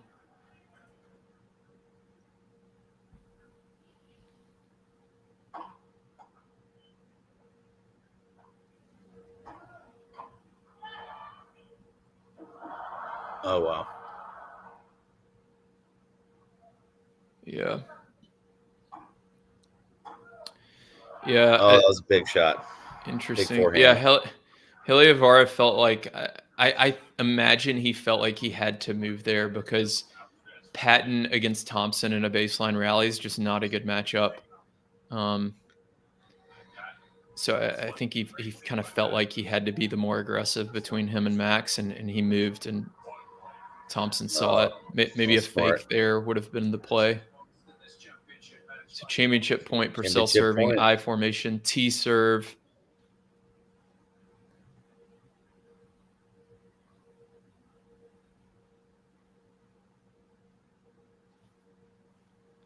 Oh, unbelievable point.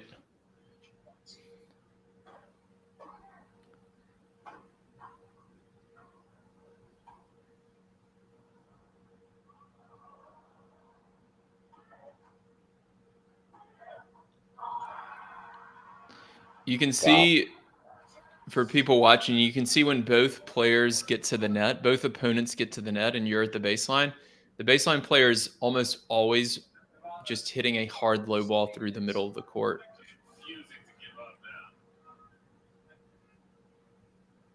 Oh my gosh. Big mistake from Thompson there. Oh, gosh. Purcell throws his racket down. Oof. That one's two misses from Thompson back to back. That's got to hurt. Match on their racket. Now set point. Oh.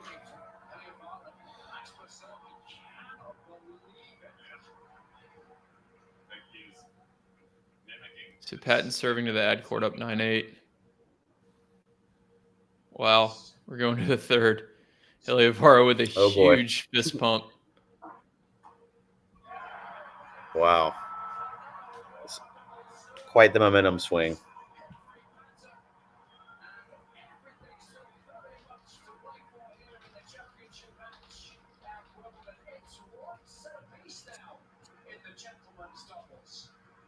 What do you tell your partner if you're Max Purcell right now? Talking to Jordan after 2 missed opportunities in a row.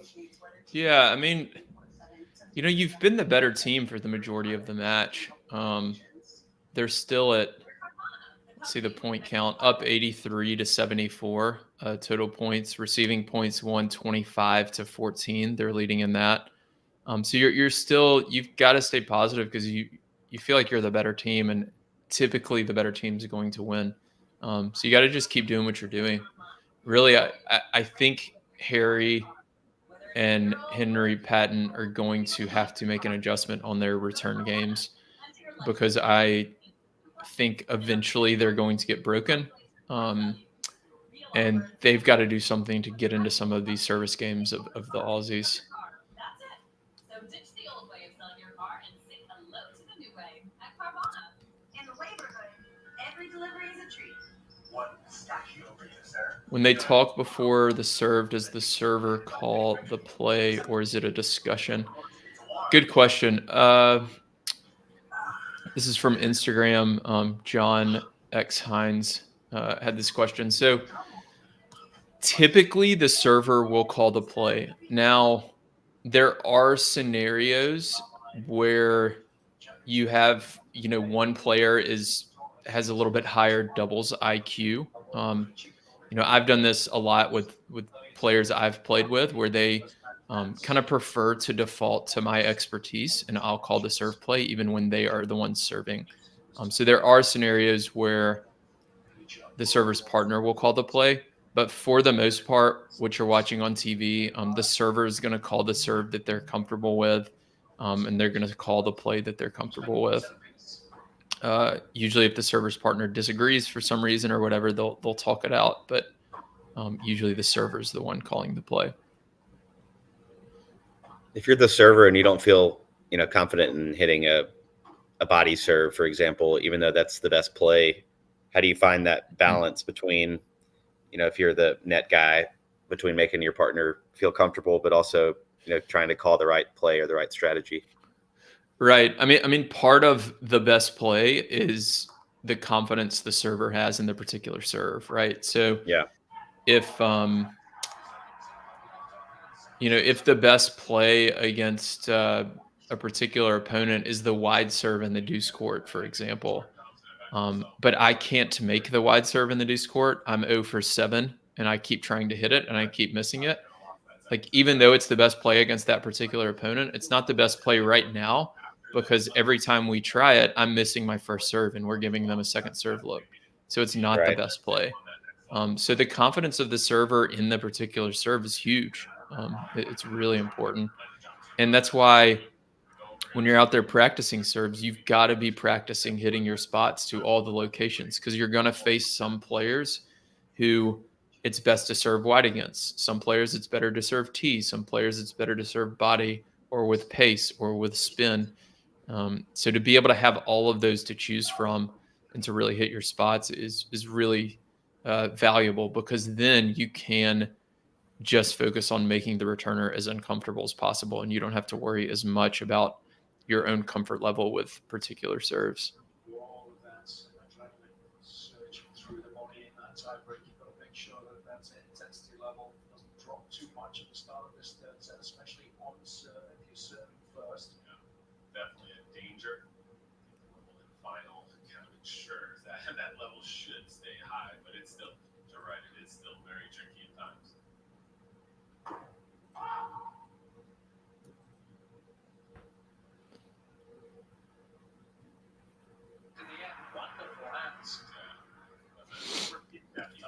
Good point there. Do you like Heliövaara and Patten's chances now with the momentum from the second set?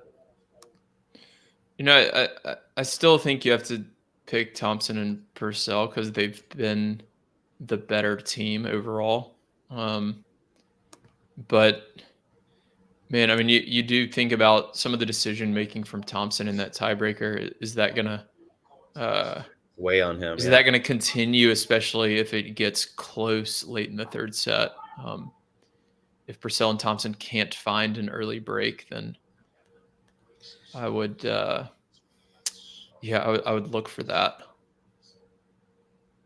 Curious, yeah, to see if it impacts his service games at all.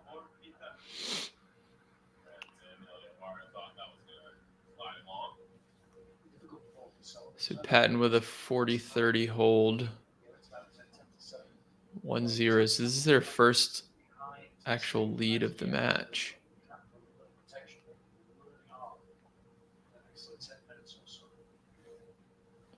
This was the point where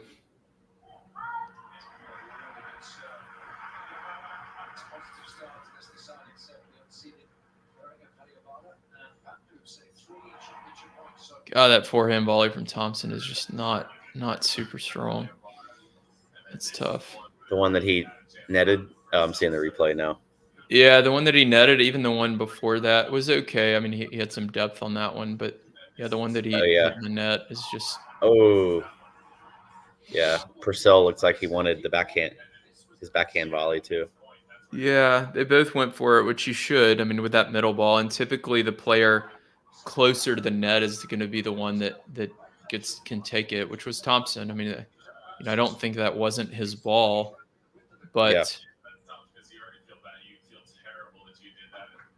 but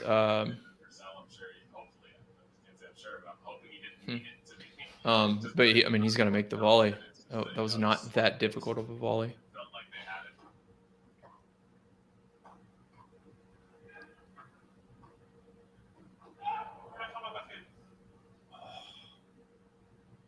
Oh, Was that a challenge? No, the chair overruled it. It sounded like. It's really unlucky for Patten and Heliövaara.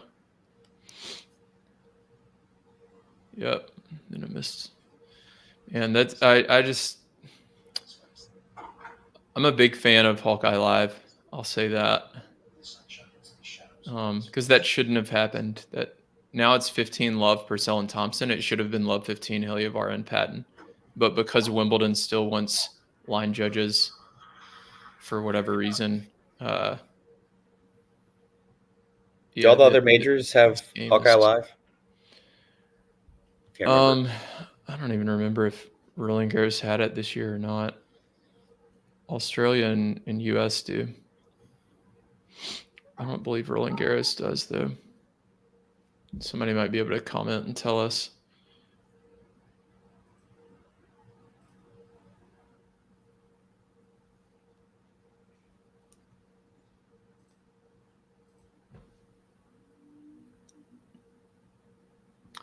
So 30 love now for Purcell.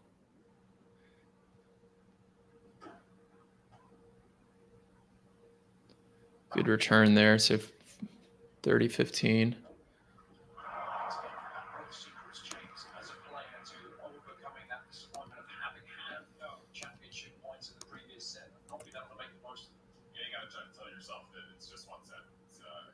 We both interviewed Purcell before, but have you gotten a chance to speak with any of the Thompson or Patten or Heliövaara for the podcast yet, or any post-match interviews? No, I've not. Yeah, I would love to. I'm sure I'll have them on at some point. I should reach out, especially since they've done so well this year. I know Thompson will be probably a bit more difficult to get on the podcast, but I would think Heliövaara and Patten would be willing to do an interview. Oh yeah, Jordan not one for post-match interviews, from our experience. Yeah.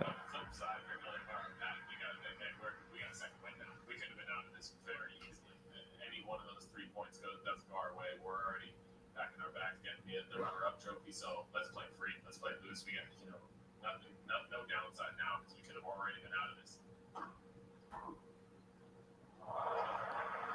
Mhm. So another hold at 30 that time for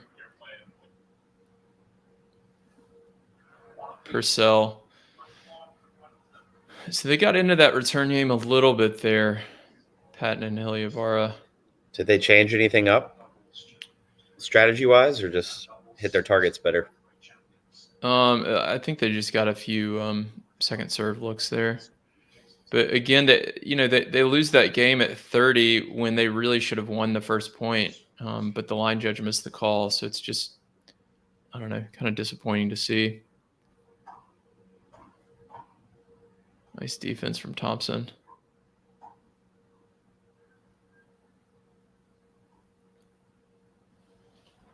Oh, wow. Gosh, What a lob.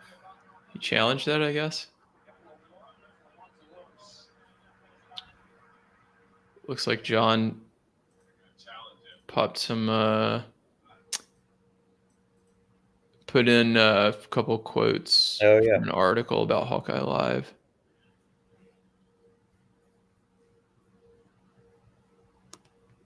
Yeah, Australian Open and US Open.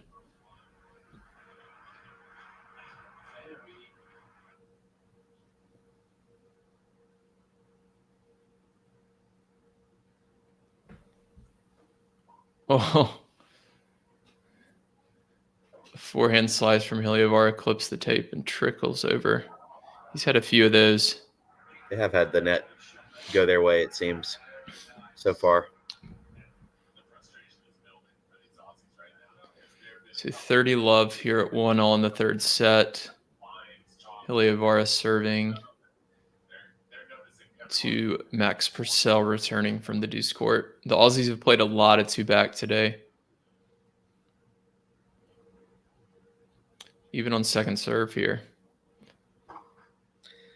This is a funny backstory about Patten, but apparently he was an IBM statistician courtside at Wimbledon for a few summers in college. Interesting. I'll have to get him on the podcast and ask him about that. I imagine he uses a lot of data in his scouting and development as well. Yeah, John Wertheim just tweeted that from his Henry Patten's Wikipedia page.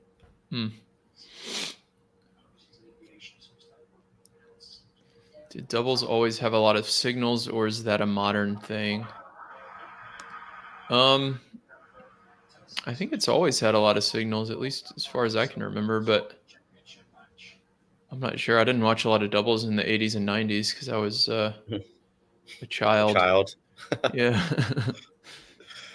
Why do you think some countries, like the US and UK, and maybe it's just more that, more of a tennis tradition, but we've heard from a lot of the doubles players that the doubles crowds at, US tournaments are usually way more packed than, say, in some European countries or in Asia.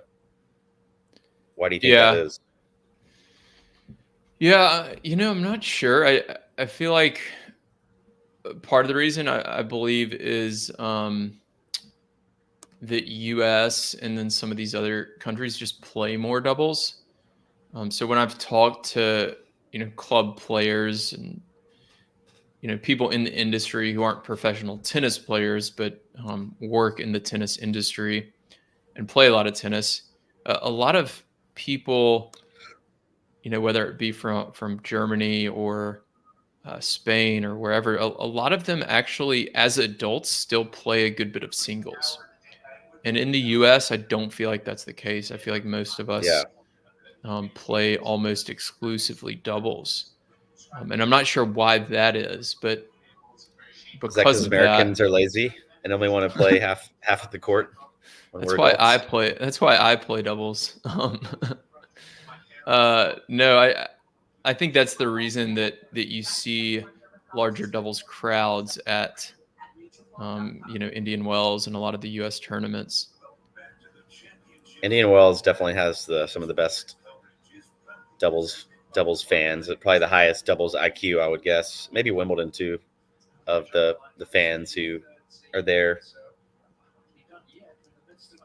Sean Power says most club matches in the UK are doubles and friendly matches.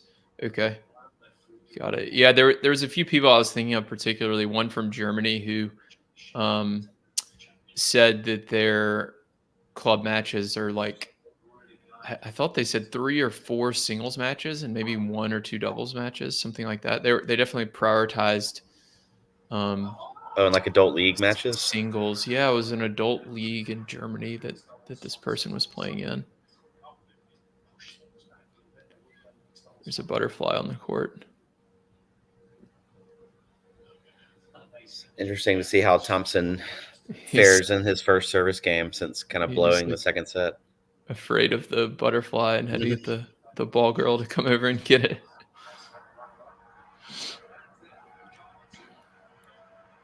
$15 here.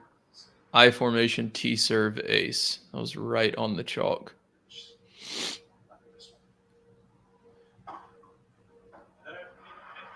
It's a solid Kareet, teaser. hey, doubles only fan here. Hello, Kareet. Thanks for joining us. Glad to hear you're a doubles only fan. Watch more doubles. Second serve here. Where's he going? Out wide? So that looks like he was trying to go body. T. That looks like body backhand, and then Purcell will move left. Yeah. Yep. Really nice. So that body backhand serve in the ad court is a very difficult serve for the ad court returner to redirect down the line. So you have your net player go left out of the I formation, or really just stay in the middle and cover that cross court return. Another good option is to just poach off of it out of the regular formation. I formation, T serve, ace again to the deuce court. So 2-all here.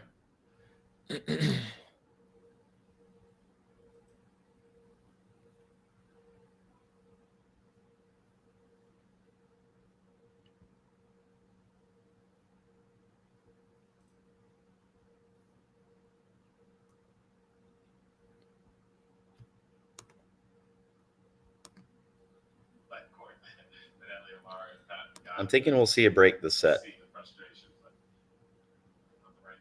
Yeah, Pushkar said he thinks 250 events and over have Hawkeye mandatory. So I assume that means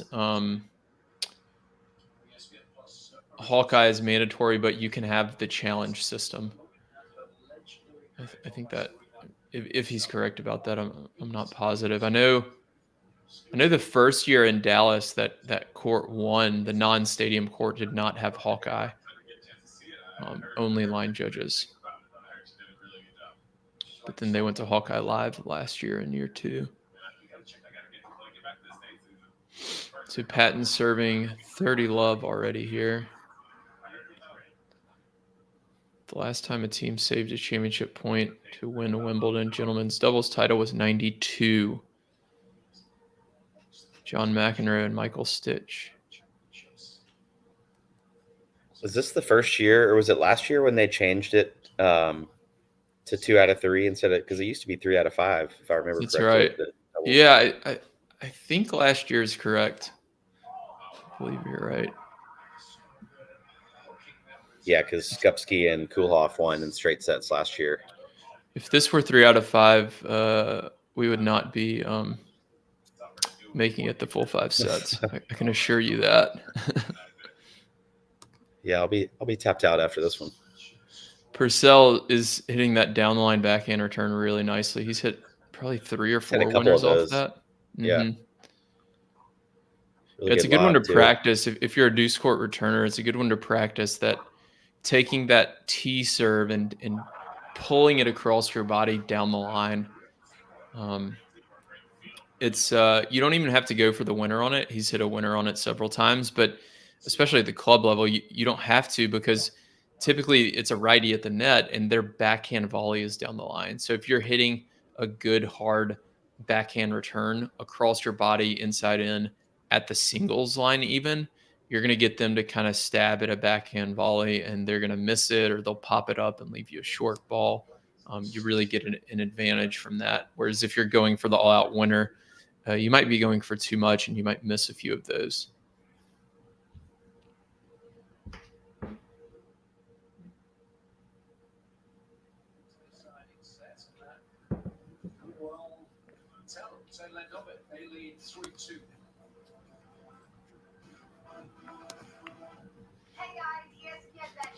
Got a lot of people joining on Instagram. So if you're joining us on Instagram, you can I'm checking every minute or two. You can actually ask some questions in here. Let us know where you're joining from, and I'd also like to hear how you're watching. If you're in the US, you're probably watching on ESPN. But if you're in another country, let me know. I'm always curious how other countries stream the doubles matches. And if you're not on Instagram and can comment, yeah, I'd love to hear from you as well. Or even Twitter. I haven't checked Twitter recently. Yeah.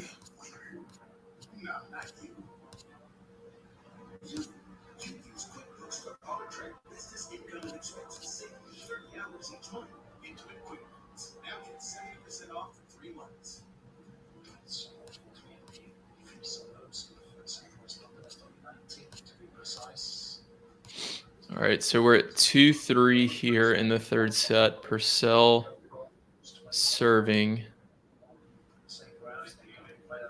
Still using a lot of I formation, the Aussies. We've had Have they zero been using breaks of I? serve. Have they used I've I seen the them- whole match? I've seen them go regular a few times. I would say they're probably at 85 to 90% I formation. So here's regular in the ad court right now. Is that typically how they play, or are they doing that for the matchup, or is it a grass court Oh, specific? good Or return there. They use a lot of I formation regardless. I'm not sure if they're using more than normal. It's possible. But they do use a lot of I formation regardless. They might be using a higher percentage than normal because it is grass court and it's a little bit more difficult to return. would you say on I the formation is second serve that here. the norm on the men's doubles tour, or more traditional? Oh, wow. I'm not sure. I'd be interested to see some data. I would guess on first serves, I would guess over 50% of points are using I formation on the men's tour. Second serve, it might be below that 50% number. Again, it's going to depend on the surface too. On grass courts, it's a little bit more difficult to return, so the net player can take a bit more aggressive position because that down the line return is even lower percentage than it would be on clay or slow hard court, for example.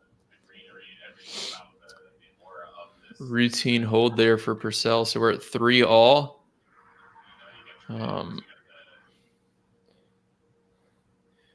I think they should just go ahead and play the tiebreaker now. I'm not sure that these next 6 games are necessary.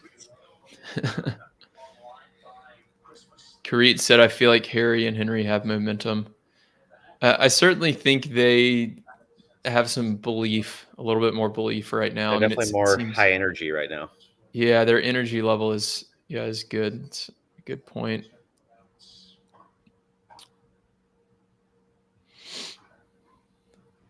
See, such a big opportunity here. Like first point of the game there on Heliövaara's serve. Purcell and Thompson get into the rally, but they just stay back at the baseline. Yeah. So Purcell's telling himself to get forward earlier.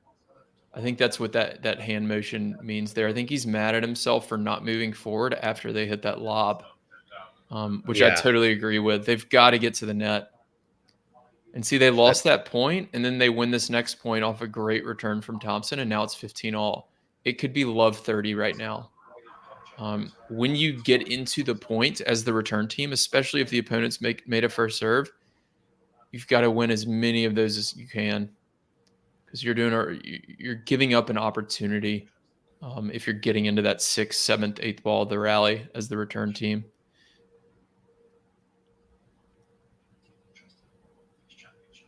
Jake wants to know how we became friends. Fall 2008, Birmingham Southern College tennis season. We played college tennis together, Jake, at a small school, Division III, called Birmingham Southern. It's no longer open. Fun fact. Yeah, they closed down, unfortunately, earlier this year. Okay, so now we're at 15:30. So this is a big moment here. Ooh, big So game. again, it could be love 40. You just have to think about. It just shows you how small these margins are. I formation, first serve in the net from Heliövaara. Thompson's got a second serve look here at 15:30. Leighton Hewitt I getting pumped formation up in the player again. box. Oh, wow. So big play there from Thompson. Really good hustle up there to the net off the serve +1 drop volley. He hit a really nice kind of short low ball over the net to get That has to give him some Heliövaara to pop confidence. it up. So anytime you're at the net and you can get the ball to the opponent's feet like that, you want to continue to press forward because they have to pop it up. Good wide serve there from Heliövaara. I don't think Purcell was expecting that, so he misses it in the net. So another break point here, though. 30-40 to the ad court to Thompson, who's been returning well these last couple of games.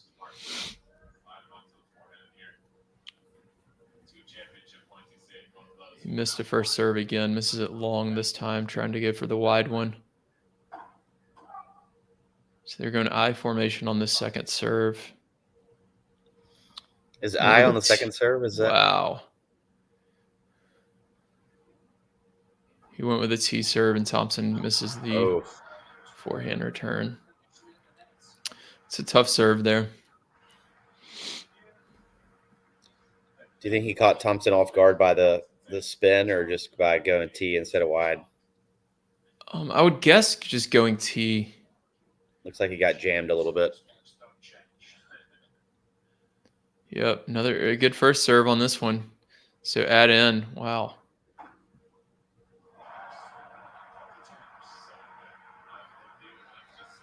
They've been so clutch on key points, Heliövaara and Patten. What do you know about Hewitt's doubles resume?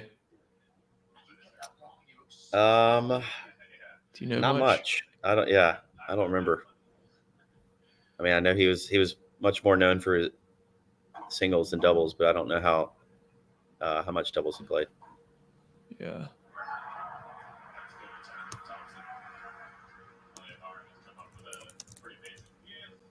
Josh said this is awesome. Thanks, Josh.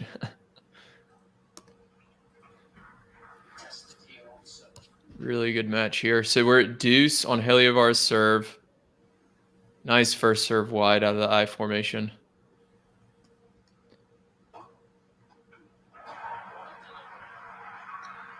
Hewitt won the. Hewitt is a 2000 U.S. Open doubles champion with Max Mirny. Side note. Okay.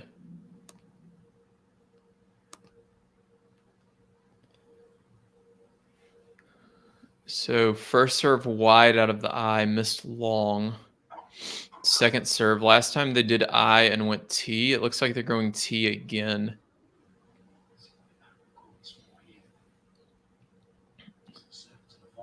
Yeah. And they forced another really weak return from Thompson that trickled over the net, but Heliövaara is able to finish the point off. Wow. Big celebration by Heliövaara. Yeah, he's pumped right now. They definitely do seem to have the momentum at this point. Karit, if you're still on, their energy is high, and Thompson has to be thinking about just so many missed opportunities, not only in the last service game for Heliövaara, but the second set tiebreaker when they were up championship point, that missed forehand volley. He's played such a good match, though, overall. Just can't seem to break through on some of these return games.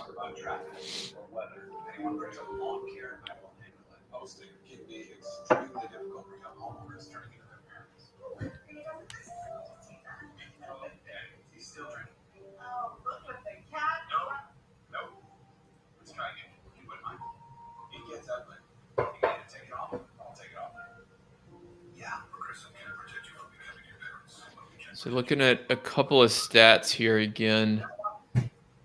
So the stats are starting to level out a little bit. They're starting to get a bit more even. So total points 102 to 96. Now still in favor of the Aussies, but it's a bit tighter than it was earlier. That first serve win percentage for Purcell and Thompson has dropped from 90, I believe I said 91 or 92% earlier. Now it's down to 84. 0 for 3 on break points for the Aussies. We saw all 3 of them there in that game. And still no break point opportunities for Heliövaara and Patten. And it's not something that is that uncommon, especially in men's doubles. You can win matches. We see it relatively often. You can win matches having 0 break point opportunities. There's a lot of these matches that'll go, 7-6, 6-7, 7-6, or you might lose a set 3-6 and then win 7-6, 7-6 and not have any break point opportunities because the serves and the first volleys are just so good.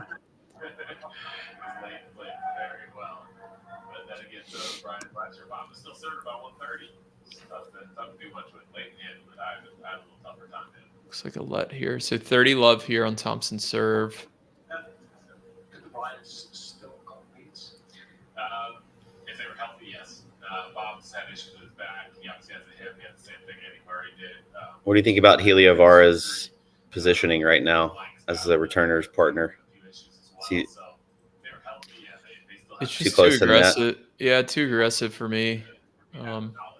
Again, yeah, like we were talking about earlier, I just feel like you have to prioritize defense. And, they've not gotten into any of these return games. And even there, like, the return gets past the server's partner back to the server. So Heliövaara is supposed to, from his offensive position, be able to play offense. But, you're playing offense off of a Jordan Thompson forehand that's coming off of a return that came off of a Jordan Thompson first serve. So it's unlikely that that forehand is going to be a defensive forehand. So you can't really be that aggressive with it. And he moves forward there and still gets burned down the line on a shot that Thompson's going to make, 7 out of 10 times, maybe more. That's a pretty easy shot for him. So I just really think their return strategy is a little bit off here.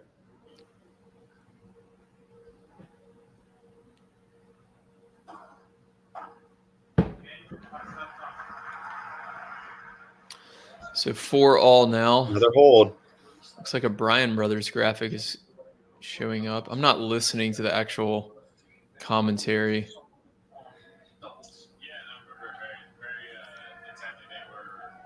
Bob's going to be coaching the U.S. men's Olympic team here coming up. Who do you think of any of the players in today's game has the most potential to be, the next Bryan Brothers, just in terms of like a household name in doubles, if anyone? Yeah. It's hard to say. It's got to be a team, right? I mean, they had so much going for them. They're both from the same country. It happens to be the U.S. They're brothers. They're awesome at doubles. They were really good at marketing themselves too, and doing very good at marketing themselves. Community focus. Yeah, they their celebrations and just kind of on-court energy was fantastic. So they just had so much going for them. And to find that right combination is very difficult, right? I mean, we saw what Cabal and Farad did, and they happen to be from Colombia. That's not as big of a country as the U.S., right? But they were, it seemed like they were almost icons in Colombia, right? Or at least in the tennis community. So those are the first I think names you that came to need, mind. yeah, you need a team like that, but they weren't as good as the Bryans, right? They had a couple of major titles, but they weren't as dominant for such a long period. So you need that right combination, and a team to stay together for that long. Also, not pretty super rare. common. So I think one of the things that the tours have to do, and that the players have to do a good job of, is improving the marketing of doubles itself.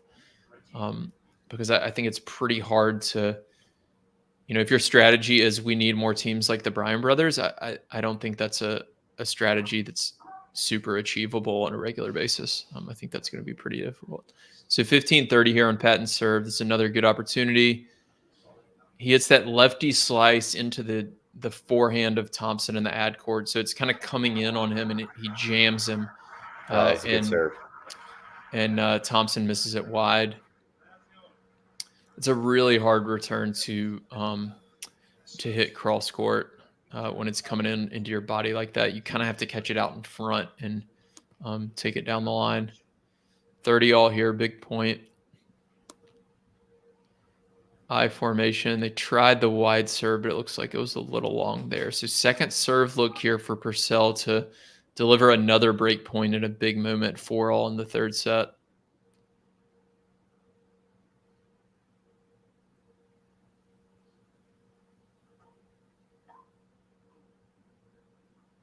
Oh, went for the lob.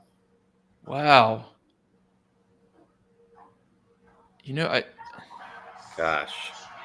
I feel like I'm being a bit hard on him, but I did think Thompson could have done more with that forehand. Yeah. It seemed like it was an easy, short forehand. After the lob setup by Purcell, you thought the point would have been theirs afterwards. That was really interesting. Maybe the angle of the broadcast is not showing all of the context. Really nice lob return there from Thompson. Really like to see one of them get forward. It looked Rajiv Ram-esque.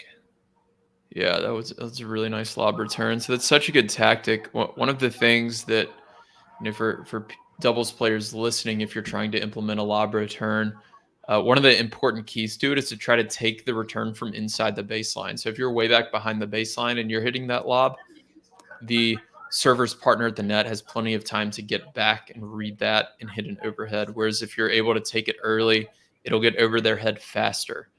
And in that case, he's doing it from the ad court against a lefty server. So that lefty server is shifting over to his right to hit a backhand ground stroke, and you get in a very good position. But even though it was a good lob return, they didn't move forward after it, which is what I would have liked to have seen. I feel like Heliövaara and Patten are playing from a too much of an offensive position as the return team, I feel like Purcell and Thompson are playing too defensively as the return team. Once the point gets started, I would really like to see, especially Purcell, get to the net more once they're into the rally. I feel like they've missed a few opportunities here by not doing that.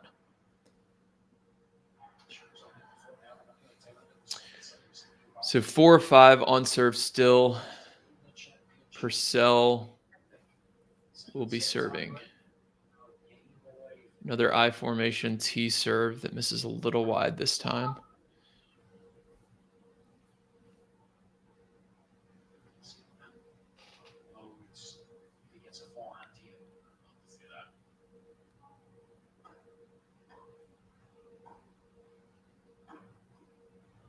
Ooh. Wow. Wow. Oh.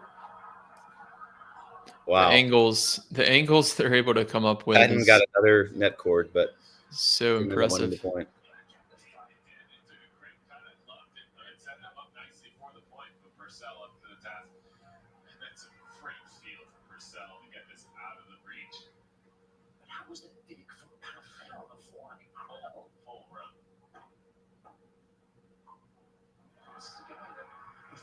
So 30 love here for Purcell.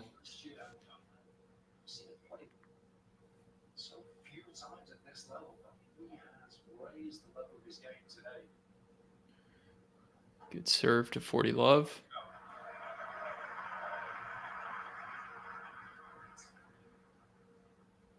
Great pressure serving from Purcell.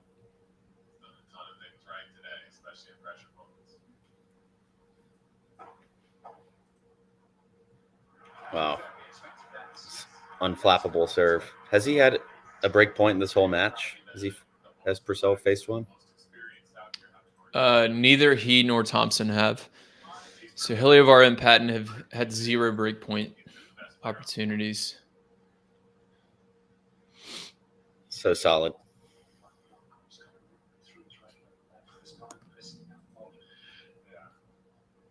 Harry and Henry diving all over the court. Yeah, they are. Yeah, if you notice, if you study these players close to the net, they're able to hit these really impressive angles, and it's something that they don't do just because they're so talented and they're so good. They do it because they train it, and it's something that I feel like the club level players listening, and this was me for a long time. When we practice our volleys, we practice them with somebody else at the baseline, and we practice volleying back to the baseline person. So when we get in a match, we get a volley, and it's a potentially easy put away, but we volley it back to the baseline person because that's the way we've practiced. So if you can practice hitting more of those angles, you're going to improve that ability, and it's really, really effective. And it's really uncommon at the club level because, like I said, so many of us are practicing our volleys with an opposing baseline player just going back and forth. So really work on those angles and those put away volleys. 15 all here for Heliövaara, who's had the most vulnerable serve in the match, I believe. Another missed first serve. His first serve percentage has to be quite low, especially in a lot of these big games. See second serve opportunity. A couple of break here. point looks on his serve, haven't they? Wow, really nice overhead. They did in his last service game. Yeah, they were up 15-40, the Aussies. But again, they're getting in these positions where, as the return team, they're just defending a bit too much. I'm not sure they could have done much on that one because Heliövaara got to the net so quickly, but there's a few of them. Thompson with another forehand return error. So 40-15 here for Heliövaara to go up 6-5.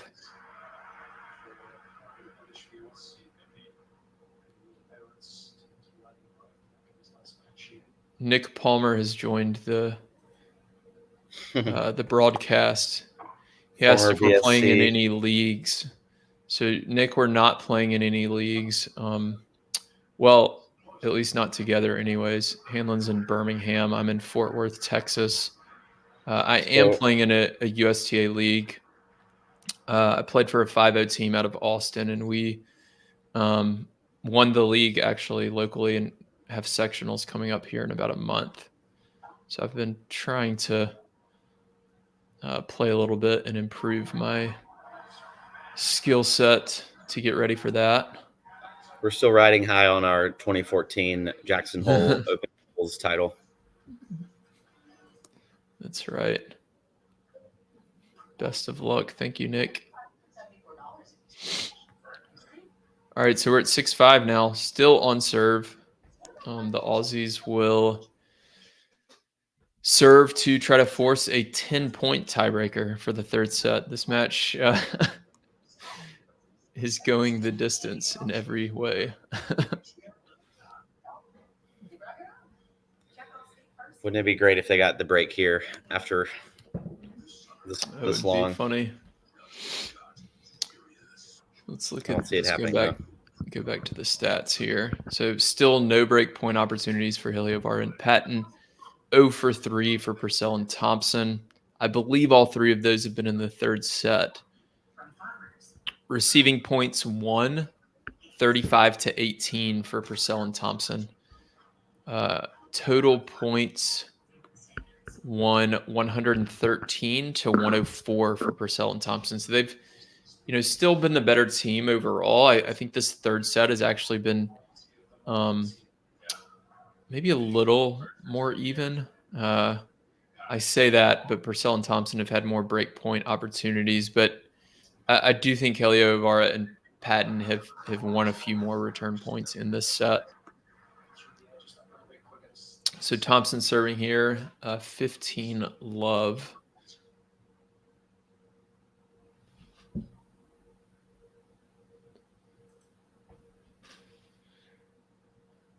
Serving to Heliövaara in the ad court, I formation.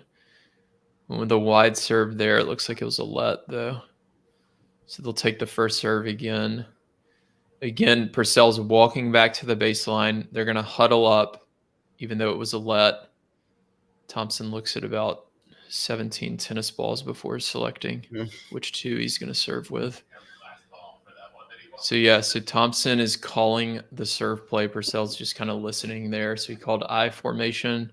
Is he going to kick See it where wide? the serve goes. Went with the T serve there. Lands long though, so we got a second serve. So we're going I. Now they're switching the hand signal for second serve. So for second serve, Purcell puts his hand behind his back, shows him a few signals. They stick with I. Went with a kick serve, kind of body backhand. End up in a down the line rally, and Heliövaara tries the backhand lob cross court and misses it a bit long. So we're at 30 love. Thompson serving to the deuce court.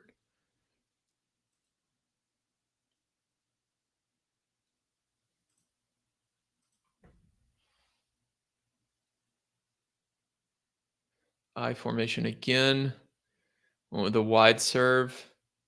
Really nice lob return down the line from Patten.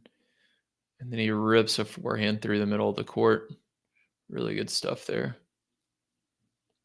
That lob return down the line is just so neutralizing. Such a great return at every level of doubles.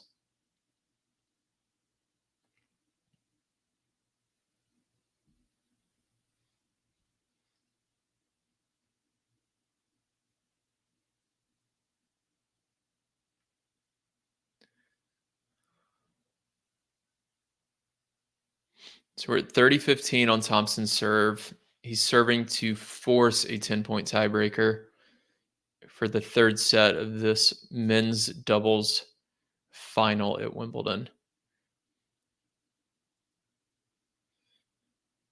Good serve +1 volley there from Purcell right through the middle of the court after a kick serve out wide from Thompson to get to 40-15. So 2 game points here for the Aussies.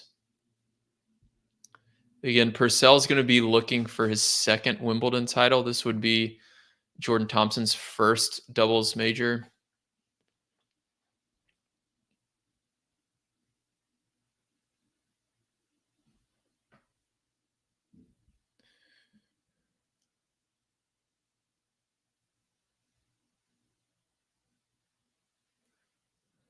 Second serve here to the deuce court at 40-15.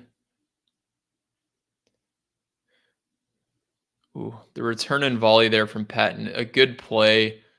Thompson comes up with a good ground stroke and forces a backhand volley error. I love the return and volley on second serve. I think at every single level, even if your volleys are not good, I think it applies tons of pressure on the server. And at all of the levels I've measured it at, the win percentage on the return and volley is very high when your opponent has a second serve. So I'd highly encourage you to try that tactic. If you have a practice match, try it for the entire match. Every time you see a second serve, hit that second serve return and then follow it into the net if you can. So the start of the tiebreaker, Patten to serve, I formation, T serve, and Thompson hits another inside in backhand down the line winner. It's interesting they're continuing to go to that serve because Thompson has hit that. I think that was his 4th or 5th time in the match to make that. He's hitting that at a decent rate.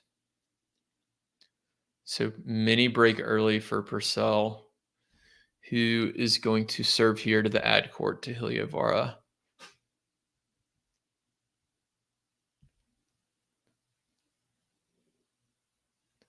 He misses the first serve.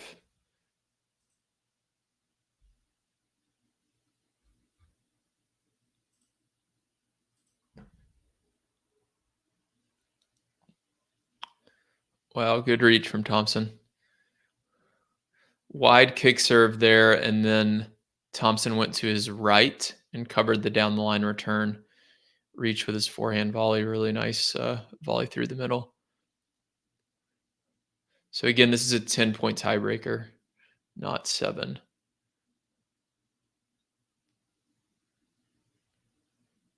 Another good lob down the line there from Patten. Off a great wide serve from Purcell, and he forces the forehand error from Purcell. Who do you, if you're Purcell and Thompson, do you want to have Purcell serving and Thompson in the net, or vice versa, as a stronger combo? Well, I would have guessed, I think we talked about this a little bit at the beginning. I would have guessed you would want Purcell at the net with Thompson serving. But they had Purcell serve first in the match. So that tells me they're more comfortable with the Purcell serve. Maybe it's that he just has a little bit bigger serve. I'm not sure. And then you think Heliövaara's serve is a little bit more vulnerable than Patten's? It has been, Or at in least this today it has. match. Yeah, and I think part of the reason for that is his first serve percentage has just been a bit lower. At least it seems that way, as he gets broken there. So mini What do break you for think the about that Aussies to go up 3-2. Lob decision by Heliövaara there? Yeah, I mean, obviously he left it way short, but anytime you're on defense at the baseline, the lob's not a bad play. But obviously you've got to execute it a bit better than that. He had a backhand; it was kind of jammed. The ball landed deep in the court. It was going to be a difficult one to do a whole lot with. So Thompson serving up 3-2 to the ad court to Heliövaara. I formation. Down the tee? Yep, T serve, and then really good return from Heliövaara. Purcell reached to his left for that backhand volley and just couldn't quite get to it. Got the mini break back.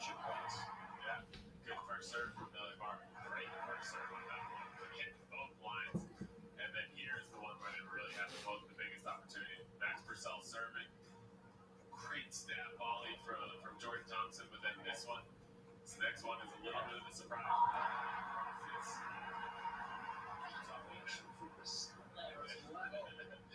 Something how close they were. Thought they could have won that point. It was right. Good serve there from Thompson to take the 4-3 lead.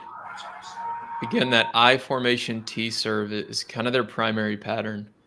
They've gone wide a few times and gotten some aces out of it, but they're mostly going down the tee.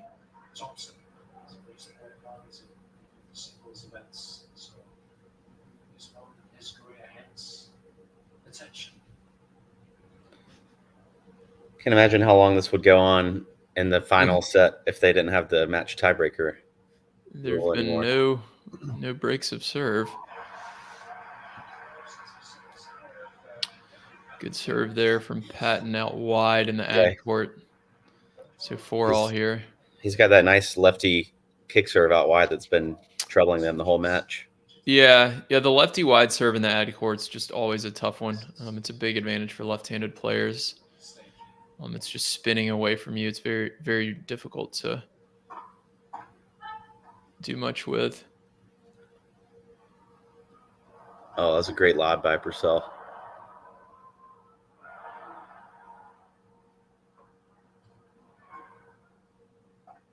Oh, point. Jeez. Oh my gosh. What a shot by Patten. Wow. So the only way he can pull that off, there's so much to analyze in that point. The only way he can pull that off is Heliövaara ducks, right? Actually, it looked like it was even left of him. But wow. When your partner's in that down the line rally, you've got to duck to give them that cross court shot. Was that on Thompson for not anticipating that, or was that shot just too good? That's one of those scenarios where you do everything right, and the opponent came up with a very good shot, and it's just too good. Too good. Yep. Nothing wrong there. You want to give them that low percentage shot. It's interesting though. They both of the Aussies end up in the baseline, and they continue to have Purcell stay back and Thompson move up. So I don't know. I'd be interested to hear why they think that's their best combination. Henry Patten's probably the least experienced player of the four on this type of stage, but seems to be handling it quite well. Yeah. Heliövaara won the mixed title at the U.S. Open last year. And Patten really just came onto the doubles scene a couple of years ago.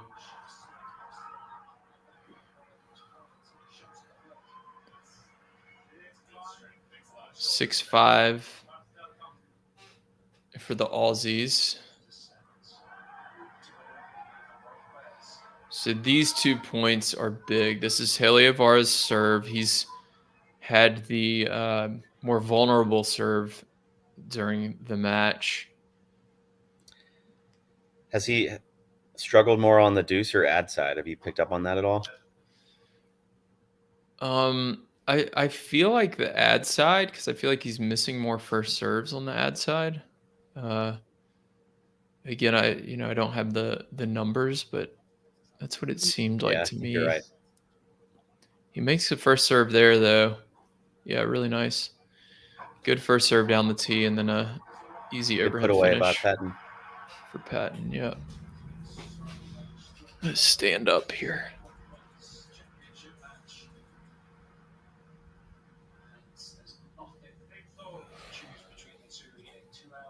Six all, third set.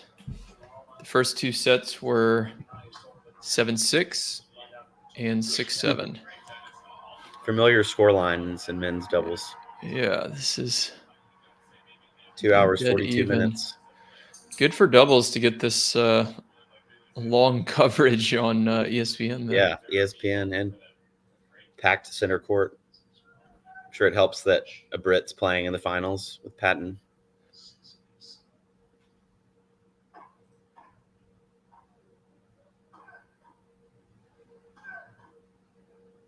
Oh, wow. Oh, So they such a good shot. So they get the mini break there. So that was the serve that's, like I said, has been the most vulnerable, and the serve team, Heliövaara, only gets 1 out of 2. So now advantage the Aussies serving up 7-6. It looks like Josh asked, how do they cover so much court so quickly? Because they are stronger, taller, and faster than us. That's how. They're more explosive, and they have a bigger wingspan. Mini break on Thompson's racket. Another thing I'll say about that, Josh, is they actually anticipate better than most of us at the club level. So their eyes are in the right position. A lot of us at the club level are following the ball when we should actually have our eyes on the opponents. And when you have your eyes on your opponent, you can get more information more quickly. Patten there too close to the net again, and he almost gets pegged. If you have your eyes on the opponents, you can get more information more quickly about where you should be and where the ball might come back to you. So you can get to that position earlier. So it seems like they're covering the court more quickly, which they are, but they're also anticipating better because their eyes are in the right position. And they're not doing it right all the time, but they certainly do it better than most of us at the club level. And a team 8-6 like here. Purcell and Thompson with so much chemistry, they probably know what each other's going to do the next point. So 8-6 here, Thompson serving. They go I formation, T serve, lands long. So second serve look here for Patten, down 6-8 in the third set breaker, which goes to 10. The Aussies with the hand signals and Thompson to serve.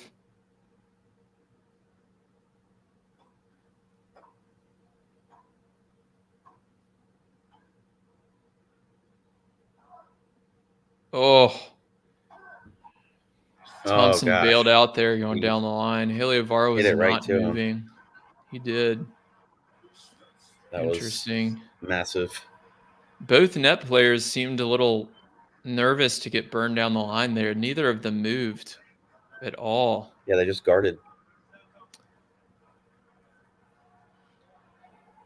Should Thompson have? I mean, he should have gone cross again, right? Instead of hitting it right to him. Yeah. Or do you think he thought Heliövaara was going to move? He must have. I mean, he wouldn't have done that otherwise. So 7-8 Patten serving. On Patten serve. It's trouble for Thompson. He went with that wide serve again. Great return from Thompson. Oh. They're picking on Thompson. Wow. Yeah, it seems like they are. Especially that forehand. It's interesting.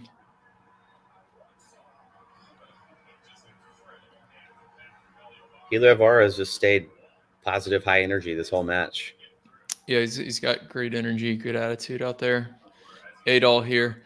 So one of the reasons they might be picking on Thompson in that case is generally, when you're both at the net with your partner, you want to go at the player who just hit the last shot because they might be a little bit more off balance and less prepared for that next shot.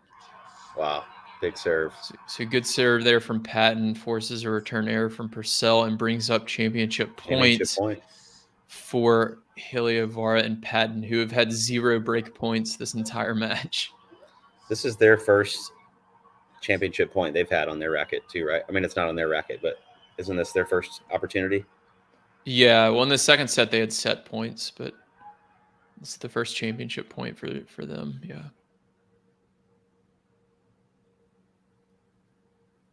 Wow, huge serve from Purcell.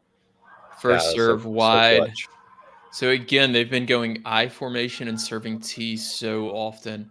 And if you're Heliövaara, you have to sit on that T serve. You can't give them that. And he gave Purcell the wide serve. Purcell took it and he made it. Really good execution there. I'm just glad that everyone remembered that it's a 10-point breaker instead of 7, so there's no awkward championship celebrations when they got to 7. Yeah. I think, didn't Danielle Collins do that at the Australian Open this year? There's been, it's happened a few times. It's always a bit uncomfortable. Oh, he's there. Oh, God. Oh, he's got it. Oh, he missed it. Wow. Okay. So Heliövaara and Patten up 10-9 on Heliövaara's serve. The Harry celebration, if he wins this point, is what to keep an eye on for people who are still with us after almost 3 hours. What do you think the service call is? So they're going regular formation. I like body serve here, but yep, body serve. Wow. You got it. Wow.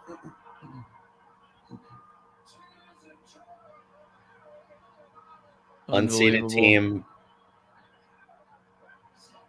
Both of them getting their first doubles major. They probably knocked out 4 or 5 seeded teams along the way.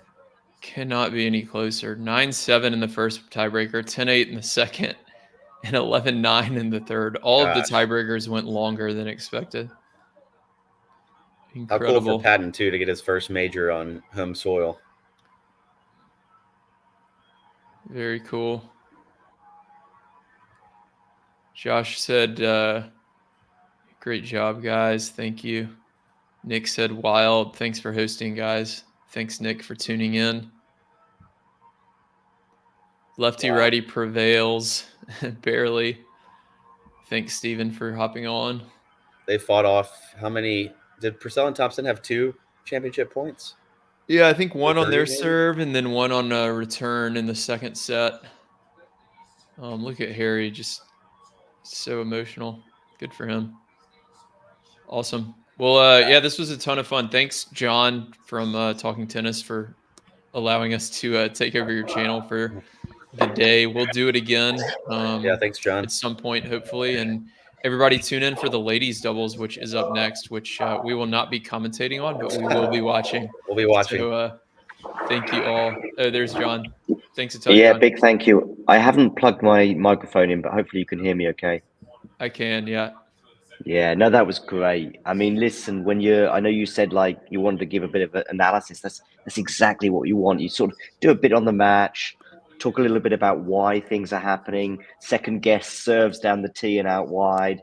I also even like just the basic classic of picking on an opponent at the end, poor Yeah. old Jordan, because I Oh think yeah, they Jordan were had a couple of badgering him around. chances. And Jordan had a couple of chances to win the match, right? Didn't he, in the second set Oh, yeah. tiebreak? He did, yeah. Yeah, he had a big forehand volley miss, a couple of forehands that it seemed like he could have done a bit more with. So I think he'll be disappointed with that. But I mean, overall, he played a good match. They both did. I mean, they were, if you play this match over, this is the thing with tennis and with doubles especially. You play this match over 10 times. I think Purcell and Thompson win probably 6 out of 10. They were the Okay. better team slightly, but they won total points 126 to 116. Purcell and Thompson had more total points. Oh, wow. Yeah, that's So quite significant. Yeah. that's a relatively big gap in tennis where the margins are so Yeah. small. They win 10 more points than their opponents, but still lose the match. But that's tennis. So Indeed. And thanks Wow. to Kiewit and Steve and anyone else who joined. Make sure to check out the Tennis Tribe if you're following via Talking Tennis, or if you're following, of course, via the Tennis Tribe. Make sure you check out Talking Tennis. And everyone's a winner except Purcell and Thompson. That's brutal. awesome. Guys, Well, that was big thank fun. you. Big thanks. We'll have Thank more you, on thanks, John. sometime John. next week, I hope. Hopefully on Tuesday. I think we were sort of talking in the WhatsApp group that can work for us on Tuesday, and we'll do a review of the Wimbledon doubles tournament, ladies, mixed and men's. Perfect.